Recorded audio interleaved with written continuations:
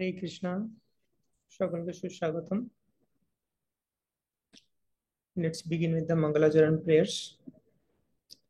Om Ajnanathimiranthasya Jnananjana-shalakaya Chakshurunmilitam Yena Tasmai Shri Gurave Namaha.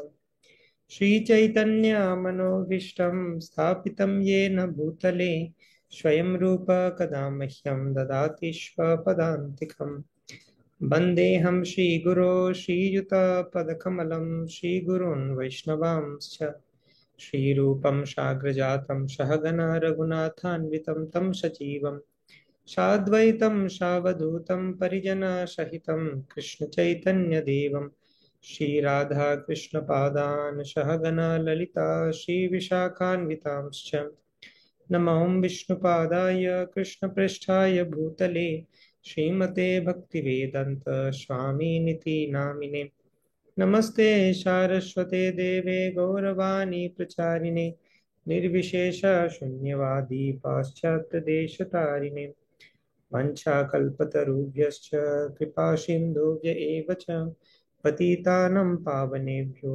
वैष्णवेभ्यो नमो नमः। नमो महावदन्याय कृष्णप्रेम प्रदायते कृष्णाय कृष्णचैतन्य नाम्ने गौरत्विषे नमः। पंचतत्वात्मकं कृष्णं भक्तरूपस्वरूपकं भक्तावतारं भक्ताख्यं नमामि भक्तशक्तिकम्। हे कृष्ण करुणा सिंधो दीनबंधो जगत्पते गोपेश गोपिका कांत राधा कांत नमोस्तुते। तप्त कांचन गौरांगी राधे वृंदावनेश्वरी वृषभानुसुते देवी प्रणमामि हरिप्रिये। नीलाचल निवासाय नित्याय परमात्मने बलभद्र सुभद्राभ्यां जगन्नाथाय ते नमः। जय श्री कृष्ण चैतन्य प्रभु नित्यानंद श्री अद्वैत गदाधर शिवासादि गौर भक्त वृंद। हरे कृष्णा कृष्णा कृष्णा हरे हरे हरे राम राम राम हरे हरे। हरे कृष्ण।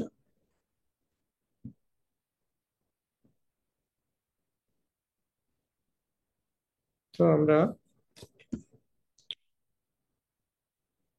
আগের দিন আলোচনা করেছি ফিজিক্যাল অ্যাট্রাকশন অ্যান্ড ইন্টিমেসি নিয়ে। এন্টারিং গৃহস্থ আশ্রমে দেবকী মাতাজি, আমরা এখন রয়েছি চ্যাপ্টার 2 তে। তার মধ্যে চ্যাপ্টার 2 এর বিষয়বস্তু হচ্ছে ওয়াই টু গেট ম্যারিড, অর্থাৎ কি জন্য বিবাহ করা উচিত, গৃহস্থ আশ্রমে প্রবেশ করা উচিত, তার কি কি ফ্যাক্টরস রয়েছে, আর at what age to get married, কোন বয়সে বিবাহ করা উচিত, বিবাহের আইডিয়াল বা আদর্শ বয়স কত, সেটা নিয়ে আলোচনা করেছি। এবং কম্প্যাটিবিলিটি ফর গৃহস্থ আশ্রম। কম্প্যাটিবিলিটি মানে আমি কি করে বিচার করব যে কোন কোন ফ্যাক্টরস দেখে আমার পার্টনার সিলেক্ট করা উচিত গৃহস্থ আশ্রমে যাওয়ার জন্য। তো তার মধ্যে প্রথম যে ফ্যাক্টর সেটা অ্যাস্ট্রোলজিক্যাল কম্প্যাটিবিলিটি নিয়ে আলোচনা করেছি, অর্থাৎ অ্যাস্ট্রোলজিক্যালি বার্থ চার্ট মিলিয়ে যে গণনা করা হয় বিভিন্ন ধরনের, সেটা কতটা দরকার, গুরুত্ব কি রয়েছে, আর যদি বাই চান্স না করতে পারি তাহলে কি কি করা যেতে পারে যদি আমার হাতে সেরকম অপশন না থাকে, এগুলো নিয়ে আমরা আলোচনা করেছি। নেক্সট ফ্যাক্টর আলোচনা করেছি ফিজিক্যাল অ্যাট্রাকশন এন্ড ইন্টিমেসি, যেখানে বলা হচ্ছে যে ফিজিক্যাল অ্যাট্রাকশন সেটাও দরকার, যে আমি যেন ফিজিক্যালি অ্যাট্রাক্টেড হই একে অপরের প্রতি, যার সাথে গৃহস্থ আশ্রমে প্রবেশ করছি। ইমোশনাল অ্যাটাচমেন্ট কিছুটা দরকার, না হলে গৃহস্থ আশ্রম সাকসেসফুল হওয়া মুশকিল আছে। একদমই যদি আমার তাকে পছন্দ নয় কিন্তু জোর করে বিবাহ হয়ে গেল, তাহলে সেটার খুব একটা সাকসেস রেট কম থাকে। ওকে, যদি স্ক্রিন দেখা না যায় আমাকে জানিও কোনো পয়েন্টে। ওকে, তো ফিজিক্যাল অ্যাট্রাকশন ইন্টিমেশন নিয়ে আলোচনা করেছি। Determine if you are physically attracted, সেটা আমাদেরকে বিচার করতে হবে, কিন্তু সেটা বিচার করার জন্য যে বর্তমান কালচার, লিভ ইন কালচার, সেটাতে আমি যেন না চলে যাই, সেটা আমাকে দেখতে হবে। যে আমি ফিজিক্যাল মানে অ্যাট্রাকশন বা কম্প্যাটিবিলিটি বিচার করার নামে না ইলিসিট সেক্সুয়াল কানেকশন করে বসি, যে আমার তার সাথে থেকে বা তাকে ট্রাই করে দেখতে হবে, সেটার দরকার নেই। বা বয়ফ্রেন্ড গার্লফ্রেন্ড রিলেশনশিপ যে কালচার, সেটার দরকার নেই। সেটা না করে ওয়েট করা উচিত। যখনই আমরা বুঝতে পারলাম যে সে আমি তার প্রতি ফিজিক্যালি অ্যাট্রাক্টেড, ঠিক আছে, ওয়েট করা উচিত, আর অন্যান্য ক্রাইটেরিয়া দেখা উচিত, তারপরে আমরা এগোতে পারি। কারণ একবার যদি ওই ফিজিক্যাল অ্যাট্রাকশন সেটাকে এক্সপ্লোর করার ফেজে আমি ঢুকে যাই, তাহলে রিলেশনশিপটা এমন জায়গায় পৌঁছে যাবে যে তখন আমার চোখে একটা গোলাপি চশমা, যেটার কথা বলছেন মাতাজি, পিঙ্ক গ্লাস পরে যাবে। তখন আমি বাকি ফ্যাক্টর গুলোকে ঠিকঠাক ভাবে কনসিডার করতে পারবো না। তো ফিজিক্যাল অ্যাট্রাকশন একটা ফ্যাক্টর, সেটাকে যদি আমরা বুঝতে পারি যে এটা ওকে, বাকি ফ্যাক্টর গুলোর জন্য ওয়েট করা উচিত। We should not jump into the relationship. Hmm. তো ইমোশনাল অ্যাটাচমেন্ট হয়ে যাওয়ার আগে আমাদের ভেবে নেওয়া উচিত সব দিক। তো আজকের টপিক হচ্ছে a husband wants to be superior. Husband wants to be superior, সেটা আলোচনা করব আমরা। তারপরে নেক্সট টপিক হচ্ছে level of commitment to Krishna consciousness, level of renunciation, other important factors. তো অনেকগুলো ফ্যাক্টরস এখানে মাতাজি বর্ণনা করছেন, একটার পর একটা আমরা আলোচনা করছি।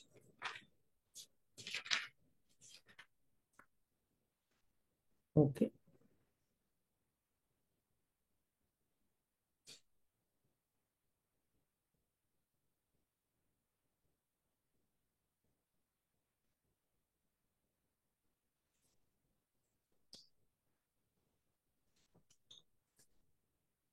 So the next topic is a husband wants to be superior.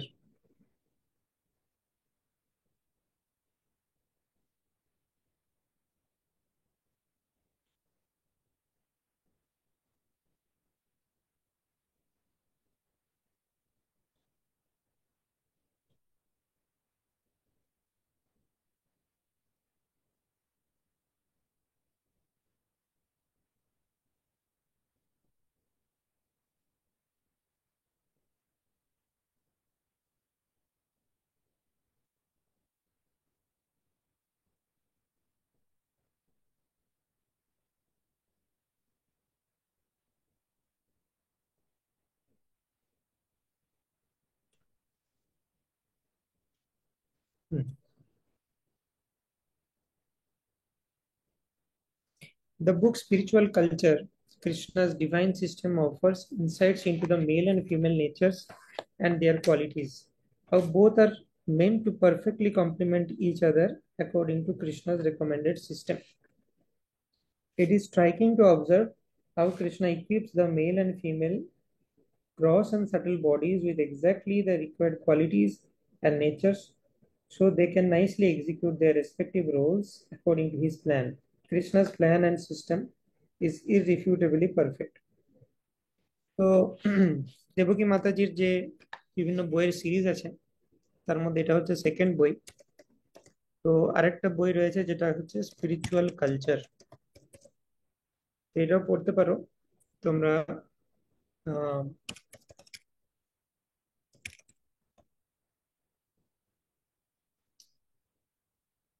Spiritual culture, এইটা হচ্ছে স্পিরিচুয়াল কালচার বই।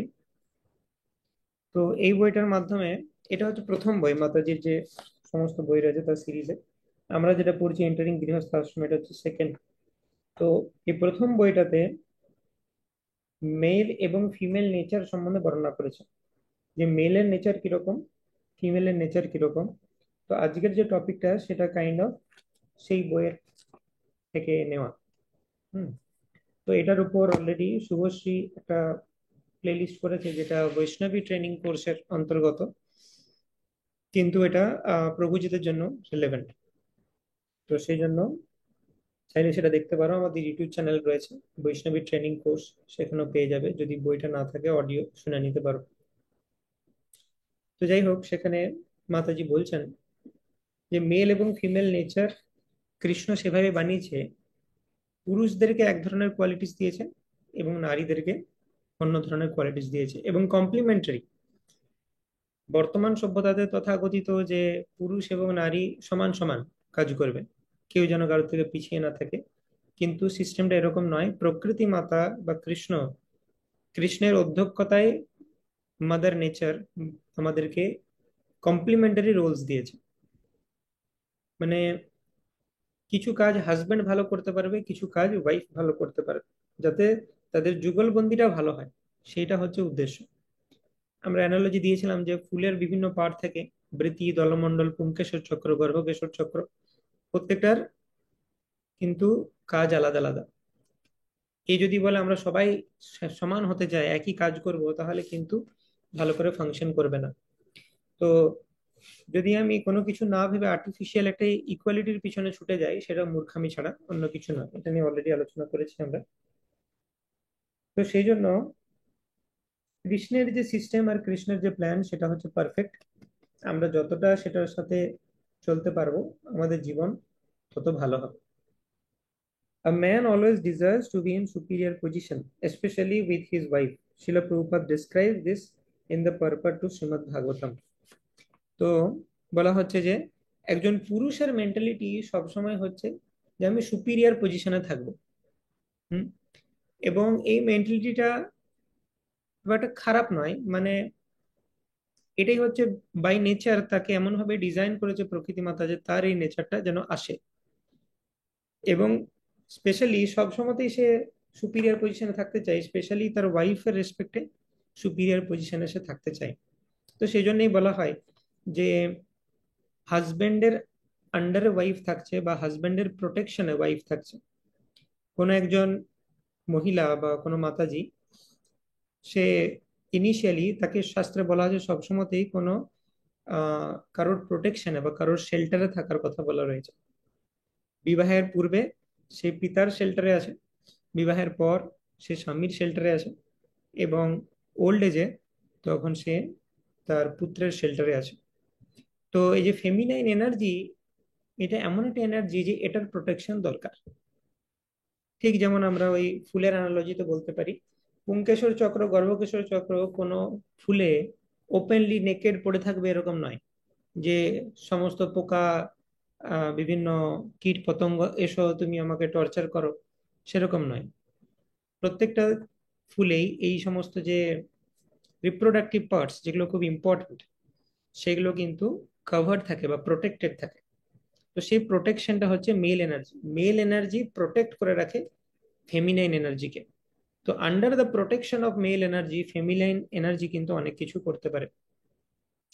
তো সেটা স্পিরিচুয়াল কালচারে খুব ইলাবোরেটলি মাতাজি বর্ণনা করেছেন যে কিভাবে একজন ওয়াইফের যে ফেমিনাইন এনার্জি, সেটা যখন সে হাজবেন্ডকে দিতে থাকে বা সেটা দিয়ে হাজবেন্ডকে নারিশ করে, তো হাজবেন্ড কিন্তু অনেক কিছু করতে পারে ম্যাজিক্যাল, যেগুলো হয়তো সে একা থাকলে করতে পারতো না ওয়াইফের ফেমিনাইন এনার্জি সাপোর্ট নিয়ে। কিন্তু তো এটা আর কি, ফেমিনাইন এনার্জিটা খুব পাওয়ারফুল, কিন্তু ইট নিডস প্রোটেকশন। হুম। তো হাজবেন্ডও বেনিফিটেড হয় ওয়াইফের ফেমিনাইন এনার্জির থ্রু দিয়ে, কিন্তু ওয়াইফ কে যেন আন্ডার প্রোটেকশনে রাখা হয়, সেটা ইম্পর্টেন্ট। তো যে যে প্রোটেকশন দিচ্ছে বা যে শেল্টার দিচ্ছে, সে সবসময় সুপিরিয়র পজিশনে। তো প্রকৃতি মাতা এভাবেই বানিয়েছে পুরুষদেরকে যে তাদের একটা সুপিরিয়র পজিশনে থাকার ইচ্ছা রয়েছে। এখন যদি আউট অফ, এটা হচ্ছে প্রকৃতির নেচার, এটাকে আমরা চেঞ্জ করতে পারবো না। নারীদের নেচার হচ্ছে আমি কারোর শেল্টারে থাকবো। কিন্তু আজকাল এরকম দেখা যায় যে মডার্ন সভ্যতাতে আমরা অনেক কিছু শিখে গেছি, যেগুলো খুব একটা লেজিটিমেট নয়, খুব একটা মানে বুদ্ধিমানের মতো কাজ নয়, কিন্তু ন্যারেটিভ চলছে বিভিন্ন জায়গাতে। হ্যাঁ, লিবারেলদের মতো আমি বিভিন্ন জিনিস শিখে গেছি। তো সেই কারণে প্রবলেম হয় যখন আমি প্রকৃতি প্রদত্ত যে নেচার সেটার এগেনস্টে যাই, তখন কিন্তু প্রবলেম হয়। আমি যদি বলি না আমিও সমান হতে চাই, আমিও সুপিরিয়র হতে চাই, হ্যাঁ, তোমার কোনো মাতাজি যদি সেই সুপিরিয়র পজিশনটা নেয়, তখন কিন্তু হাজবেন্ডের সাথে তার ক্ল্যাশ হবে। কারণ এটা হাজবেন্ডের নেচার যে আমি সুপিরিয়র পজিশনে থাকবো, সেটা সেভাবেই প্রকৃতি তাদেরকে গড়েছে। তো সেটাকে যখন আমি চেঞ্জ করতে যাব, তখন কিন্তু প্রবলেম আসবে গৃহস্থ লাইফে। তো শ্রীমদ্ ভাগবতমে শিল প্রভুপাদ কি বলছেন, a man's psychology and women's psychology are different. As constituted by bodily frame, a man always wants to be superior to his wife, as a woman, as bodily constituted, is naturally inferior to her husband. Thus, the natural instinct is that the husband wants to boast himself as superior to the wife, and this must be observed. This must be observed. মানে এখানে instruction ছিল প্রভুপাদ মাতাজিদের জন্য দিচ্ছেন যে husband যদি superior position নিতে চায় তাকে দেওয়া উচিত, তাকে কখনোই এটা ফিল করানো উচিত নয় যে না তুমি কি মনে করছো তুমি খুব বড়, আমি তোমার থেকে বেশি বুদ্ধিমান, আমি আমি যেটা বলবো তোমাকে শুনতে হবে, আমি যা করবো সেটা তোমাকে চলতে হবে। এইটা যদি শুরু করা হয় হাজবেন্ডের সাথে তাহলে কিন্তু কখনোই সেটা ভালো গৃহস্থাশ্রম হতে পারে না। তো ব্যাপারটা হচ্ছে যে স্পিরিচুয়াল কালচারে ডিটেলস বর্ণনা করা আছে, জিনিসটা এরকম যে কোনো ওয়াইফ যদি বুঝতে পারে হাজবেন্ডকে যে হাজবেন্ড এই ডিসিশনটা ভুল নিচ্ছে সাপোজ, তবু মুখের উপর বলে দেওয়া উচিত নয় যে দেখো তুমি কিছুই জানো না, তুমি একটা সামান্য জিনিস বুঝতে পারছো না, এরকম ভাবে বললে মানে আমি যদি শাসন করার মুডে বলি বা ইনস্ট্রাকশন দেওয়ার মুডে বলি তার মানে আমি সুপিরিয়র হতে চাইছি, সেটা নিতে পারবে না। তখন তুমি সৎ উপদেশ দিলেও হাজবেন্ড শুনবে না, হাজবেন্ডের নেচারটা এরকম। তো সেটা না করে অন্যভাবে অ্যাজ সাজেশন দেওয়ার মতো, বা তুমি আরেকবার ভেবে দেখতে পারো এটা, আচ্ছা এরকমও তো হতে পারে, হাম্বলি আমি যদি তাকে সাজেস্ট করি তাহলে সে শোনার মুডে থাকবে। তো এই জিনিসটা খুব ইম্পর্টেন্ট। যদি মানে পুরুষদের মধ্যে মেল ইগো রয়েছে, সেটা মাদার নেচার দিয়েছে, আমি যদি সেই মেল ইগোটা নিয়ে ছেড়েখানি করি তাহলে আমি যাই বলি সেটা রেজিস্টারই হবে না, সে সবসময় ডিফেন্ডিং মোডে চলে যাবে যে তুমি আমাকে তুমি আমাকে জ্ঞান দিতে আসছো কাইন্ড অফ এরকম একটা মুডে চলে আসবে। তখন আমি ভালো উপদেশ দিলেও সেটা শুনবে না। তো সেই জন্য আমাকে কি করতে হবে, আমাকে খুব হাম্বলি সেই জিনিসটাকে প্রেজেন্ট করতে হবে। তো সেটা ছিল প্রভুপাদ বলছেন even if there is some wrong on the part of the husband the wife must tolerate it. Even if there is some wrong on the part of the husband, তো টলারেন্ট হতে হবে, মানে একদম বকে দেওয়া ছেড়ে দেওয়া এরকম ভাবে করলে কিন্তু চলবে না। যদি কিছু ভুলও করে থাকে হাজব্যান্ড তো সেটা টলারেট করা উচিত। And thus there will be no misunderstanding between husband and wife.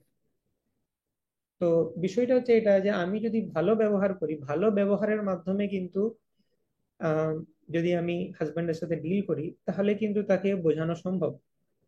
মানে যখনই কোনো কোনো হাজব্যান্ড বা কোনো মেল পার্টনার সে দেখবে যে আমাকে আমার যে রেসপেক্টের জায়গা সেটা দেওয়া হচ্ছে, তখন সে তোমার সব কথা শুনতে প্রস্তুত। তাদের একটাই হচ্ছে ডিমান্ড। এবং শিল প্রভুপাদ বলছেন যে এটা নিয়ে ঝামেলা না করাই ভালো, কারণ এটা মাদার নেচার তাদেরকে দিয়েছে। তো this is a very important point যে শিল প্রভুপাদও বলছেন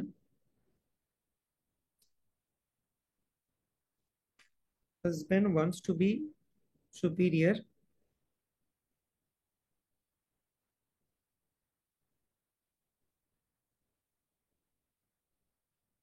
and this must be observed। শিল প্রভুপাদ বলছেন। হুম। তো এখানে একটা কশন নোট রয়েছে। তো অনেকে হয়তো ভাবতে পারেন অ্যাকচুয়ালি এই সমস্ত বইগুলোতে আহ দেবকী মাতাজি মেনলি মাতাজিদেরকে ইনস্ট্রাকশন দিচ্ছেন যে তোমরা কি কি করতে পারো। সব কিছু কিছু জায়গাতে পুরুষদেরকে ইনস্ট্রাকশন দেওয়া হয়েছে, যেমন আমরা দেখেছি আগে যে আমি বিয়ে করতে চাই কি না ইত্যাদি সেই ফ্যাক্টর গুলোতে। হ্যাঁ, যারা প্রিম্যাচুরলি ব্রহ্মচর্য আশ্রমে চলে যাচ্ছে গৃহস্থ আশ্রমে না গিয়ে, সেখানে পুরুষদেরকেও বলেছেন যে সেটা তাদের কিভাবে ভুল ডিসিশন ইত্যাদি। কিন্তু এখানে একটা জিনিস মনে রাখতে হবে যে আহ শাস্ত্রে বলা হচ্ছে বা প্রভুপাদ বলছেন বা তাহলে খুব ভালো, হ্যাঁ প্রভুজিদের জয় জয়কার হয়ে গেল, মাতাজিদেরকেই সব পালন করতে হবে এই জিনিসটা নয়। কিন্তু আমাদেরকে এটা বুঝতে হবে যে আমি যে বলছি সুপিরিয়র পজিশনে থাকা উচিত, সম্মান দেওয়া উচিত ইত্যাদি হাজবেন্ডকে, তো হাজবেন্ডকেও সেরকম ভাবে বিহেভ করতে হবে। মাতাজি বিভিন্ন জায়গাতে বলেন যে হাজবেন্ডকে হাজবেন্ডের মতো বিহেভ করতে হবে, সে যেন একটি husband must be a man, not a boy. আমি সম্মানের আশা করছি কিন্তু আমি একটি ইম্যাচিওর বালকের মতো বিহেভিয়ার করছি, হ্যাঁ কিভাবে স্ত্রীর টেক কেয়ার করতে হয় সেটা আমি জানি না, তাহলে আমি কিন্তু এটা আশা করতে পারি না। শিলপ্রপাত এটাও বলেন যে husband must be a pure devotee, and wife should follow the husband. আগে দেখতে হবে আমি কি পিওর ডিভোটি, সেটা আগে বুঝতে হবে। তা আমি যেন সম্মান পাওয়ার মতো কাজ করি, আমি সেরকম কাজ না করে সবাই আমাকে সম্মান করুক, সেটা ঠিক নয়। সেটা তো মহাপ্রভু প্রিন্সিপালের এগেনস্টে। মহাপ্রভু বলছেন অমানি না মানা দেনা। তো দুজনকেই আইডিয়াল হতে হবে। ওয়াইফদের জন্য আইডিয়াল মানে হচ্ছে যে তুমি হাজবেন্ডকে ফলো করবে, হাজবেন্ডকে সুপিরিয়র পজিশনে থাকতে সাহায্য করবে বা তাকে সাজেশন দেবে। সেটা হচ্ছে ওয়াইফের পজিশন। হাজবেন্ডের পজিশন হচ্ছে husband must B a pure devotee, এবং তাকে সম্মান পাওয়ার জন্য সেই রকম কাজ করতে হবে। That is very important. কারণ না হলে সেই সম্মানটা ভেতর থেকে আসবে না। শুধু বাইরে থেকে আমাকে সম্মান দাও সম্মান দাও বললে হবে না।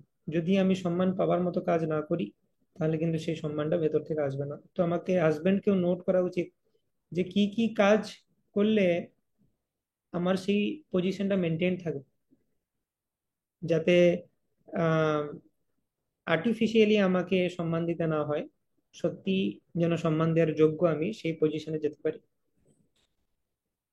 Srila Prabhupada also establishes the highly important role we women are meant to play as the power of inspiration for a man, especially her husband. In the purport to Srimad Bhagavatam, Srila Prabhupada states, তো এখন শিল প্রভুপাদ কি সম্বন্ধে বলছেন যে wife কিভাবে inspire করতে পারে হাজবেন্ডকে।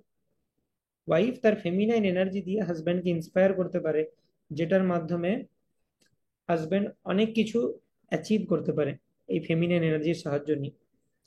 As far as we women class are concerned, they are accepted as power of inspiration for man. হুম, তো এটা হচ্ছে খুব ইম্পর্টেন্ট।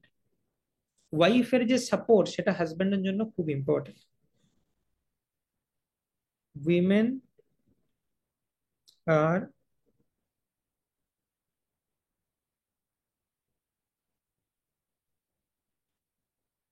পাওয়ার অফ ইন্সপিরেশন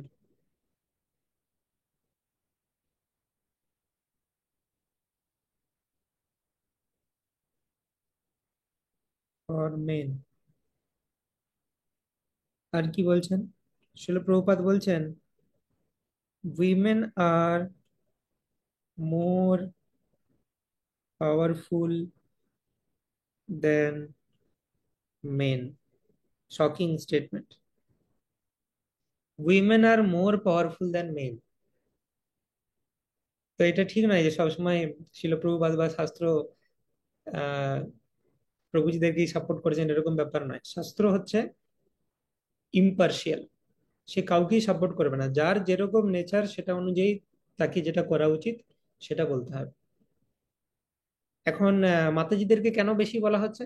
কারণ মাতাজিদের মেন্টালিটির চেঞ্জটা বেশি হয়েছে ডিউ টু মডার্নাইজেশন, সেটা বেশি হয়েছে। সেজন্য তাদেরকে ফিরিয়ে আনার জন্য তাদের পজিশনে বেশি বলতে হচ্ছে, আর কিছু নয়। আর প্রভুজিদেরকেও বলা হচ্ছে। তো শিল প্রভুপাদ এখানে যেটা বলছেন যে women are power of inspiration for men এবং উইমেন আর মোর পাওয়ারফুল। এই সমস্ত মেন উইমেন ব্যাপারটা বোঝার জন্য যদি আমরা ওই ফুলের অ্যানালজিটা মাথায় রাখি তাহলে খুব ক্লিয়ার থাকবে। যেমন আবার বৃতি, দলমণ্ডল, পুংকেশর চক্র, গর্ভকেশর চক্র, কোন পার্টটা বেশি ইম্পর্টেন্ট? অবশ্যই যেটা রিপ্রোডাক্টিভ পার্ট, মানে পুংকেশর এবং গর্ভকেশর চক্র, ইন্টারনাল পার্ট, যেটা প্রোটেক্টেড আছে সেটা বেশি ইম্পর্টেন্ট। তো সমাজে হাজবেন্ড প্রোটেকশন দিচ্ছে ওয়াইফকে, তো ওয়াইফের যে পার্টটা দ্যাট ইজ ভেরি ইম্পর্টেন্ট। এবং সেইখানে যে শক্তি রয়েছে, মানে একটা ফুলের যদি একটা পাপড়ি খসে পড়ে যায় কি অসুবিধা আছে, বা বৃত্তি যদি একটু কিছু ক্ষতি হয়ে যায় কি অসুবিধা আছে, কিন্তু যদি রিপ্রোডাক্টিভ পার্টে কোনো প্রবলেম হয়, পুংকেশর চক্র, গর্ভকেশর চক্র, তাহলে এটা একটা বিশাল ড্যামেজ পুরো ফুলের জন্য বা গাছের যে বংশ বিস্তার করার জন্য, সে বিশাল বড় ড্যামেজ। তো সেরকমই উইমেনরা প্রোটেক্টেড হচ্ছে হাজব্যান্ডদের দ্বারা, বা ওয়াইফ প্রোটেক্টেড হচ্ছে হাজব্যান্ডের দ্বারা, কিন্তু ওয়াইফের যে শক্তিটা সেটাকে অনেক বেশি বলা হচ্ছে। সেই শক্তিটা যদি প্রপারলি চ্যানেলাইজ করা হয়। Caesar was controlled by Cleopatra. Julius Caesar এবং ক্লিওপ্যাট্রার এক্সাম্পল দিচ্ছেন যে জুলিয়াস সিজার তিনি এমন একজন বীর ছিলেন, সমস্ত জগৎকে তিনি দমন করতে পারতেন, কিন্তু তার যে তিনিও ক্লিওপ্যাট্রা একজন নারীর দ্বারা কন্ট্রোল হচ্ছিল। তো নারীর ক্ষমতা অনেক বেশি, সে পুরুষকে কন্ট্রোল করে রাখতে পারে, কিন্তু সেই কন্ট্রোলটা যদি সে ফিজিক্যালি করতে চায়, আমি তোমার থেকে সুপিরিয়র, আমি বেশি বুদ্ধিমান, আমি বেশি শক্তিমান, এইসব করতে গেলে মুশকিল আছে। নারীর শক্তি রয়েছে, নারীকে প্রকৃতি সেই শক্তি দিয়েছে যে তুমি হাজব্যান্ডকে কন্ট্রোল করতে পারবে। হ্যাঁ, হাজব্যান্ড তুমি যা বলবে সেটাই শুনবে, কিন্তু তার একটা উপায় রয়েছে। তার পদ্ধতিটা এরকম নয় যে আমি বেশি শক্তিমান, বেশি বুদ্ধিমান এসব দেখাতে যাব। আমি যদি ফেথফুলি তাকে সার্ভ করি, চেস্ট ভাবে, লয়াল ভাবে সার্ভ করি, তাকে কেয়ার করি, তাকে ভালোবাসা দিই, ভালোবাসার মাধ্যমে কন্ট্রোল করা যায় হাজব্যান্ডকে। সেইটা আমাদের suggestion for Mataji. In the purport to 4.21.4, Srila Prabhupada explains the same point. আরো একটা জায়গায় পারপাটে শিল প্রভুপাদ একই কথা বলছেন। When thus protected, women as a class remains always auspicious source of energy to man. এটা হচ্ছে SB 1927। আগে যেটা বললাম 323.2,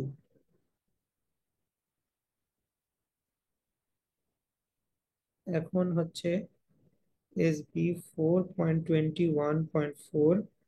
শিল প্রভুপাদ কি বলছেন?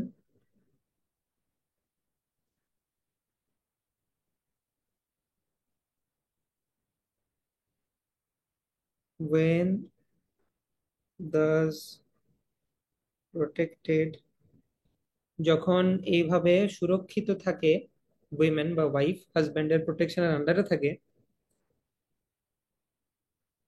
Women as a class remain and always auspicious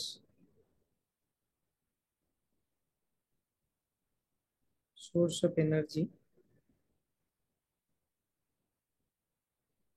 to man। তো এখানে এই জিনিসটা বুঝতে হবে যে আমি যদি হাজব্যান্ডের শেল্টারের আন্ডারে থাকি, তাহলে ওয়াইফ কি হতে পারে? একটা অসপিশিয়াস সোর্স অফ এনার্জি, মঙ্গলময় শক্তির উৎস হতে পারে ওয়াইফ। সেটা ইম্পর্টেন্ট। এখন একটা জিনিস আমাদের বুঝতে হবে যে শাস্ত্রের এই যে সমস্ত স্টেটমেন্ট গুলো, এগুলো অনেকে বিওয়াইল্ডার হয়ে যেতে পারে যে এরকম বলা হচ্ছে, মাতাজিদেরকে সবসময় বলা হচ্ছে যে তুমি হাজবেন্ডের শেল্টারে থাকো। অ্যান্ড এবং শাস্ত্র যেটা সত্যি কথা সেটা ক্লিয়ারলি বলবে, সেটাতে আমাদের গায়ে লাগলে কিছু করার নেই। ফর এক্সাম্পল, লক্ষ্মী দেবী সবসময় লর্ড বিষ্ণুর পদসেবা করেছেন, তো সে সবসময় কখনোই লর্ড বিষ্ণুর পজিশনটা নিতে চান না, কিন্তু বিষ্ণু লক্ষ্মী দেবীর সাথে সবকিছু ডিসকাস করে ডিসিশন নিতেন। তো এখন বিষয়টা হচ্ছে যে এটার মানে এরকম নয় যে আমাকে যদি এক্সপ্লয়েট করা হচ্ছে, কোনো হাজব্যান্ড যদি সত্যি সে সমস্ত হাজব্যান্ড যে পিওর ডিভোটি হবে তা তো নয়। কেউ হাজব্যান্ড খারাপ হতে পারে, সে হয়তো ওয়াইফকে এক্সপ্লয়েট করার চেষ্টা করছে এবং এই সমস্ত স্টেটমেন্ট গুলো সে দেখিয়ে ওয়াইফকে হয়তো এক্সপ্লয়েট করছে। ধরো কোনো ডিভোটি কাপল রয়েছে, কিন্তু যে হাজব্যান্ড সে অত ভালো ডিভোটি নয়। হুম। তো এই সমস্ত স্টেটমেন্ট থেকে সে ফায়দা লুটার চেষ্টা করছে কিছু। সে বলছে আমি কিছু করব না, কিন্তু আমাকে সম্মান দাও, আমাকে ভালো পজিশনে রাখো ইত্যাদি। তো আমাদেরকে ইন্টেলিজেন্ট হতে হবে। শাস্ত্রে কি বলা হচ্ছে, শাস্ত্রে যেটা বলা হচ্ছে সেটা যে কারেক্ট সেটা আমরা বুঝতে পারবো। যে একটা পুরুষের সাথে শ্রেষ্ঠত্বের লড়াইটা লড়া চলবে না, সেটা কিন্তু খুব একটা বেনিফিশিয়াল নয়। যে আমি শক্তি বা বুদ্ধি দিয়ে তোমার থেকে এগিয়ে আছি, আমার তোমার শেল্টারের দরকার নেই, এই জিনিসটা কিন্তু ঠিক নয়। এটা করলে আমরা পেরে উঠবো না, কিন্তু আমাদেরকে বুদ্ধিমান হতে হবে। শাস্ত্র বলছে বুদ্ধিমান হও, বোকার মতো কাজ করো না। কোন সিচুয়েশনে কি দরকার সেটা বুঝে বুদ্ধিমানের মতো কাজ করতে হবে। আমার হাজবেন্ড কিরকম, শাস্ত্রের স্টেটমেন্ট কিরকম, সেটা অনুযায়ী দুটোকেই ব্যালেন্স করে আমাকে চলতে হবে।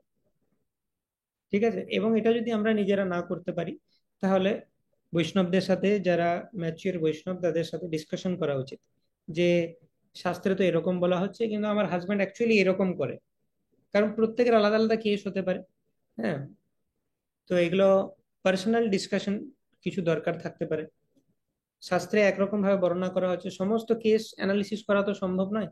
তো সেই জন্য বেশিরভাগ যারা গৃহস্থ ডিভোটিস তাদের কাউন্সিলর থাকা উচিত, যার কাছে গিয়ে হাজব্যান্ড ওয়াইফ ডিসকাস করতে পারে যদি কিছু প্রবলেম হচ্ছে। তো সেই জিনিসটা আমাদের বুঝতে হবে এবং ইন্টেলিজেন্ট ভাবে ডিসিশন নিতে হবে যে আমার কি করা উচিত। শাস্ত্র আমাদেরকে একটা সৎ বুদ্ধি দিচ্ছে যে দেখো এই রাস্তাটাতে গেলে কিন্তু তুমি সলিউশন পাবে না। তো সেই শাস্ত্রের যে রেকমেন্ডেশন বা সাজেশন সেটা মাথায় রেখে বুদ্ধি খাটিয়ে আমাকে স্টেপ নিতে হবে। And yet in another purport, আরেকটা পারপটে ছিল প্রভুপাদ বলছেন, আবার সেম জিনিস বলছেন, actually women is suppose to be the energy of man, মানে নারী হচ্ছে পুরুষের শক্তি। Historically in the background of every great man there is either a mother or wife. তো যখনই ইতিহাসে দেখা গেছে কোনো মহৎ ব্যক্তি, তার পিছনে হয় তার মায়ের অবদান আছে, না হলে তার ওয়াইফের অবদান রয়েছে। তো সেটা আহ এই পারপাটও ছিল প্রভুপাদ বলছেন 4:26:15, 4:26:15 সেখানেও বলছেন, সেম পয়েন্ট লিখে দিচ্ছি। As it is explained in all details in spiritual culture, Krishna's divine system, মাতাজি আবার বলছেন স্পিরিচুয়াল কালচার বইতে আমি এটা অনেক ডিটেলস এক্সপ্লেন করেছি ফেমিনাইন নেচার এবং মেল নেচার নিয়ে। A wife can only play this important role of being the power of inspiration for her husband if she accepts a subordinate position towards him. Same জিনিস কিন্তু আরেকটু ভালোভাবে মাতাজি বলছেন যে wife একটা বিশাল source of energy, সেটা আশা করি বুঝতে পারলাম, এবং সেই এনার্জিটা দিয়ে হাজবেন্ডকে এম্পাওয়ার করতে পারবে সে। অনেক সময় মানে ওয়াইফ যদি সাপোর্ট করে, সাপোর্টিভ ওয়াইফ হয়, যে না তুমি এটা করতে পারো, এটা তুমি কেন ভাবছো যে পারবে না, এরকম ভাবে সাপোর্ট যদি দেয় কোনো ওয়াইফ তার হাজবেন্ডকে, তাহলে তার হাজবেন্ড কিন্তু বহু কিছু করতে পারে যেটা সে ওয়াইফের সাপোর্ট ছাড়া হয়তো ভাবতেও পারতো না। তো হাজবেন্ডকে এম্পাওয়ার করা যায়, ওয়াইফ হচ্ছে একটা স্টোর হাউস অফ এনার্জি, সেটা দিয়ে সে হাজবেন্ডকে এম্পাওয়ার করতে পারে। কিন্তু কখন? সেই এম্পাওয়ারমেন্ট এরকম নয় যে আহ, আমি তার থেকে সুপিরিয়র পজিশন নিয়ে নিলে কিন্তু সে এম্পাওয়ারটা করা যাবে না। হাজবেন্ডের সাবঅর্ডিনেট যদি থাকে ওয়াইফ, তবেই সে ইন্সপায়ার করতে পারবে, তবেই তার ফেমিনাইন এনার্জিটা হাজবেন্ডকে দিতে পারবে। ওয়াইফ যদি সুপিরিয়র পজিশন নিয়ে নেয়, ওই ফেমিনাইন এনার্জিটা আর ফ্লো করবে না। কারণ ফেমিনাইন এনার্জিটা এরকম যে সেটা আপওয়ার্ড ফ্লো করে। ওয়াইফ যদি উপরে উঠে যায়, তাহলে অন্যদিকে চলে যাবে সেই এনার্জিটা। ওয়াইফ যদি হাজবেন্ডের সাবঅর্ডিনেট থাকে, তবে ওই ফেমিনাইন এনার্জিটা সে হাজবেন্ডকে দিতে পারবে। তো সেটা হচ্ছে very important. If wife is subordinate,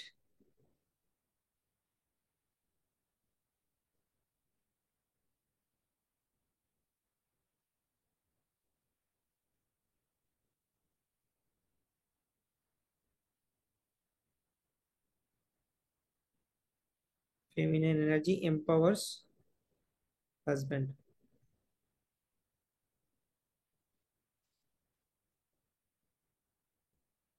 Then she can offer powerful feminine energy to him in order to make him a hero. এবং সেই ওয়াইফ তার ফেমিনাইন এনার্জিটা হাজবেন্ডকে দিয়ে হাজবেন্ডকে হিরো বানিয়ে দিতে পারে। মানে সে একটা, মানে এরকম যদি ওয়াইফ হয় সাপোর্টিভ, তাহলে সেই হাজবেন্ড যা খুশি করতে পারে, বহু কিছু অ্যাচিভ করে নিতে পারে। Makes him hero. এবং অ্যাকচুয়ালি মাতাজি স্পিরিচুয়াল কালচারে বলেন যে হাজবেন্ডের সবসময় এটা নেচার থাকে যে আমি আমার ওয়াইফের চোখে হিরো হতে চাই। যদি কোনো হাজবেন্ড এটা বুঝতে পারে যে আমাকে আমার ওয়াইফ ঠিক মানে না হিরো হিসাবে, তখন কিন্তু সে মোরোজ হয়ে যায়। তখন কিন্তু সাংসারিক জীবনে অশান্তি হবে, কর্মক্ষেত্রেও হাজবেন্ড বিশেষ কিছু করতে পারবে না, ভক্তিতেও বিশেষ কিছু করতে পারবে না। বা একটা হাজবেন্ড যদি দেখে যে আমার ওয়াইফের চোখে আমি যতটা না হিরো, অন্য কেউ, তার কথা হয়তো ওয়াইফ সবসময় বলছে যে দেখো ওকে, দেখো ওকে দেখে শিখো, এই জিনিসটা যদি হয়ে যায় তাহলে কিন্তু খুব বাজে। হাজব্যান্ড যদি একবার বুঝে যায় যে আমি আমার ওয়াইফের চোখে হিরো নয়, কিন্তু অন্য কেউ একজন আছে hero, this is very dangerous. তো সেইটা বুঝতে হবে, এই প্রিন্সিপাল গুলো শাস্ত্র আমাদের শেখাচ্ছে। শাস্ত্র কাউকে দমিয়ে দিচ্ছে না, বা আহ নারীকে নির্যাতন করছে না বা কিছু না, শাস্ত্র শুধু সৎ বুদ্ধি দিচ্ছে, সেটা দিয়ে আমরা যেন বিচার করি, সেটা খুব ইম্পর্টেন্ট। তো হাজব্যান্ডের এই নেচারটা রয়েছে যে আমি আমার ওয়াইফের চোখে হিরো হতে চাই। তো তোমার যদি মনে হয় কোনো মাতাজির যদি মনে হয় যে না আমার হাজবেন্ড হিরো নয়, ও কাওয়ার্ডের মতোই বিহেভ করছে, কিন্তু তবুও একটা ফিলিংস দেওয়া উচিত যে তুমি হিরো আমার চোখে, তবে সে একদিন হিরো হতে পারবে। তো দ্যাট ইজ ভেরি ইম্পর্টেন্ট যে হাজবেন্ড যেন সবসময় স্যাটিসফাইড থাকে যে আমার স্ত্রী আমাকে একটা হিরো হিসাবে দেখে। এই হিরো হওয়ার মেন্টালিটিটা এটা রয়েছে পুরুষদের মধ্যে। Okay, rather than endeavoring to become a hero herself. তো বলছে যদি ওয়াইফ যদি নিজে হিরো হতে চায় তাহলে কিন্তু সংসারে অশান্তি সৃষ্টি হবে। However, as soon as she considers herself equal to him, the risk may arise that she will compete with him. কিন্তু হাজবেন্ড ওয়াইফ যদি মনে করে আমিও তোমার সমান, যখনই হাজবেন্ডের সমান হতে চায় তখনই কম্পিটিশন চলে আসবে এবং এটা হবে না। If wife wants to be equal, তার থেকে কম্পিটিশন চলে আসবে। তো দেখো, পুরুষদের একটা নেচার হচ্ছে, আম, পুরুষদের নেচারটা হচ্ছে হার্ড। বাইরের দুনিয়ার সাথে যুদ্ধ করার জন্য এই বডিটাকে বানিয়েছে প্রকৃতি। প্রকৃতি মাতা পুরুষ এবং নারী যে দুটো বডি বানিয়েছে, পুরুষ হচ্ছে বাইরের প্রকৃতির সাথে যুদ্ধ করে ঝড় বৃষ্টি ঝঞ্ঝা নিয়ে নিজের পরিবারকে আগলে রাখবে। এটা সেই বড় গাছের মতো, তার নিচে সবাই যেন শেল্টার নিয়েছে, স্ত্রী পুত্র কন্যা সবাইকে সে শেল্টার দিতে পারবে। এইটা হচ্ছে একটা বাবার রোল, সেটা আমরা সবাই ফিল করেছি। তো বাইরের জগতের সাথে, বাইরের জগৎটা মোটেই ভালো জায়গা নয়, সবাই 1 ইঞ্চি জায়গা কেউ কাউকে ছাড়ছে না। ওই কম্পিটিশনের মধ্যে লড়ার জন্য কিন্তু পুরুষদেরকে তৈরি করেছে প্রকৃতি মাতা, যে তুমি এই সিচুয়েশনের মধ্যে লড়াই করে টাকা পয়সা উপার্জন করে নিয়ে এসো। তো সেই জন্য আমরা দেখি পুরুষ বাইরে খুব রাফ অ্যান্ড টাফ, কিন্তু তার ফ্যামিলির সাথে সে কিন্তু ভালো বিহেভ করেছে। হ্যাঁ, সে খুব কোমল সেখানে। তো পুরুষদেরকে ওইভাবে ডিজাইন করা হয়েছে যে যেন বাইরের জগতের সাথে লড়াই করতে পারে, কম্পিটিশন করতে পারে। তো এখন বাড়িতে নিজের ওয়াইফও যদি তার সাথে কম্পিটিশন করে, ফর সাপোজ একটা পুরুষ সে অফিসে যাচ্ছে, সেখানে তার কলিগদের সাথে কম্পিটিশন তো করতেই হচ্ছে, সেই কম্পিটিশনে হ্যাবিচুয়েটেড, কিভাবে এগিয়ে থাকতে হয়, কিভাবে কম্পিটিশনে হারাতে হয়, তো সেটাতে সে খুব এক্সপার্ট। বাড়িতে এসে ওয়াইফ তার সাথে যদি সেম কম্পিটিশন চালু করে দেয়, তখন ওয়াইফের প্রতি তার যে একটা ভালোবাসার জায়গা বা স্নেহ, সেটা হারিয়ে সেও কম্পিটিটরের মতো বিহেভ করতে আরম্ভ করবে, যে তুমি আমাকে হারাতে চাইছো। হারতে তো আমার পছন্দ নয়, বাইরের জগতেও পছন্দ নয়, এখন বাড়ির ভেতরেও তুমি যদি কম্পিটিশন স্টার্ট করে যাও, সে কিন্তু ওই বাইরের মুডটা অন করে দেবে বাড়ির ভেতরেও। ইন জেনারেল পুরুষের বাইরে এক ধরনের মোড থাকে, বাড়ির ভেতর আরেক ধরনের। কিন্তু ওয়াইফ যখন কম্পিটিশন করতে আরম্ভ করে দেয়, বা ওয়াইফ যদি সমান হতে চায়, তাহলে মুশকিল। কখনোই এটা হাজবেন্ডকে দেখানো উচিত নয় যে আমিও তোমার সমান, আমারও বা কি কম রয়েছে। সবসময় দেখানো উচিত না আমি, তুমি যেটা বলবে সেটাই হবে, কিন্তু এটা একবার ভেবে দেখতে পারো। এইটা হচ্ছে খুব প্লিজিং। মানে এইরকম ভাবে যদি আমি কোনো পুরুষকে বলি, তার মানে যে মেল ইগো সেটা হার্ট হবে না, এবং তখন সে কিন্তু তোমার কথাটা শুনবে। That is very important. Then she will use her feminine energy for herself, which ultimately disempowers and weakens him. It can even destroy him. যদি কম্পিটিশনের মোডে চলে যায়, তাহলে সেম ফেমিনাইন এনার্জি হাজবেন্ডকে ডিস্ট্রয় করে দেবে, যতটুকু করতে পারতো সেটাও করতে পারবে না। Very important.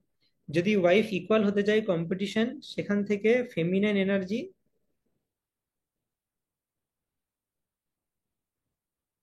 Can destroy husband.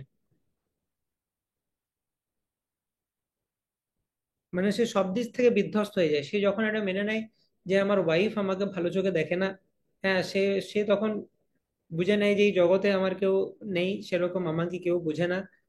তো সে যতটুকু করতে পারতো সেটাও করতে পারবে না, ভক্তিতে, কর্মক্ষেত্রে, সব জায়গাতে। তো এখনো পর্যন্ত যা ডিসকাশন হয়েছে তার সার হচ্ছে এটা, যে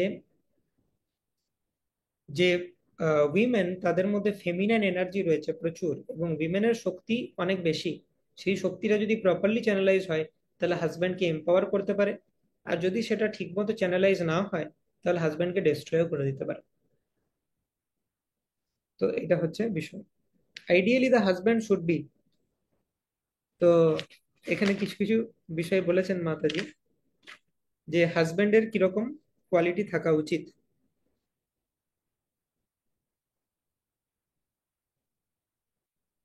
আইডিয়ালি হাজব্যান্ড শুড বি, তো এটা দেখলে বুঝতে পারবো যে মাতাজি কত ডিটেলস আলোচনা করছেন এই বিষয়গুলোকে। হাজবেন্ডের মধ্যে কি কি কোয়ালিটি থাকা উচিত সেটা বলছেন। Taller in bodily stature, we are awarded a certain body according to our mental composition, so it is not a coincidence what kind of body we have received, and it reflects a certain mentality. If she is rather tall and stout and he is short and skinny, it may not be easy and natural for him to feel like a protector and hero. তো এই জিনিসটা যাতে মানে ওয়াইফেরও যাতে সুবিধা হয় হাজবেন্ডকে সম্মান দিতে, তার জন্য হাজবেন্ডের কি কি ক্যারেক্টারিস্টিক্স থাকা উচিত সেটা বলছেন। তো অ্যাকচুয়ালি সেইভাবে ম্যারেজটা হওয়া উচিত, তাহলে এই প্রিন্সিপালটা ফলো করতে সুবিধা হবে। তো প্রথম কি বলছেন, টলার, মানে হাজবেন্ডের হাইট যেন বেশি হয়, এই লেভেলে ডিটেলসে বলছেন।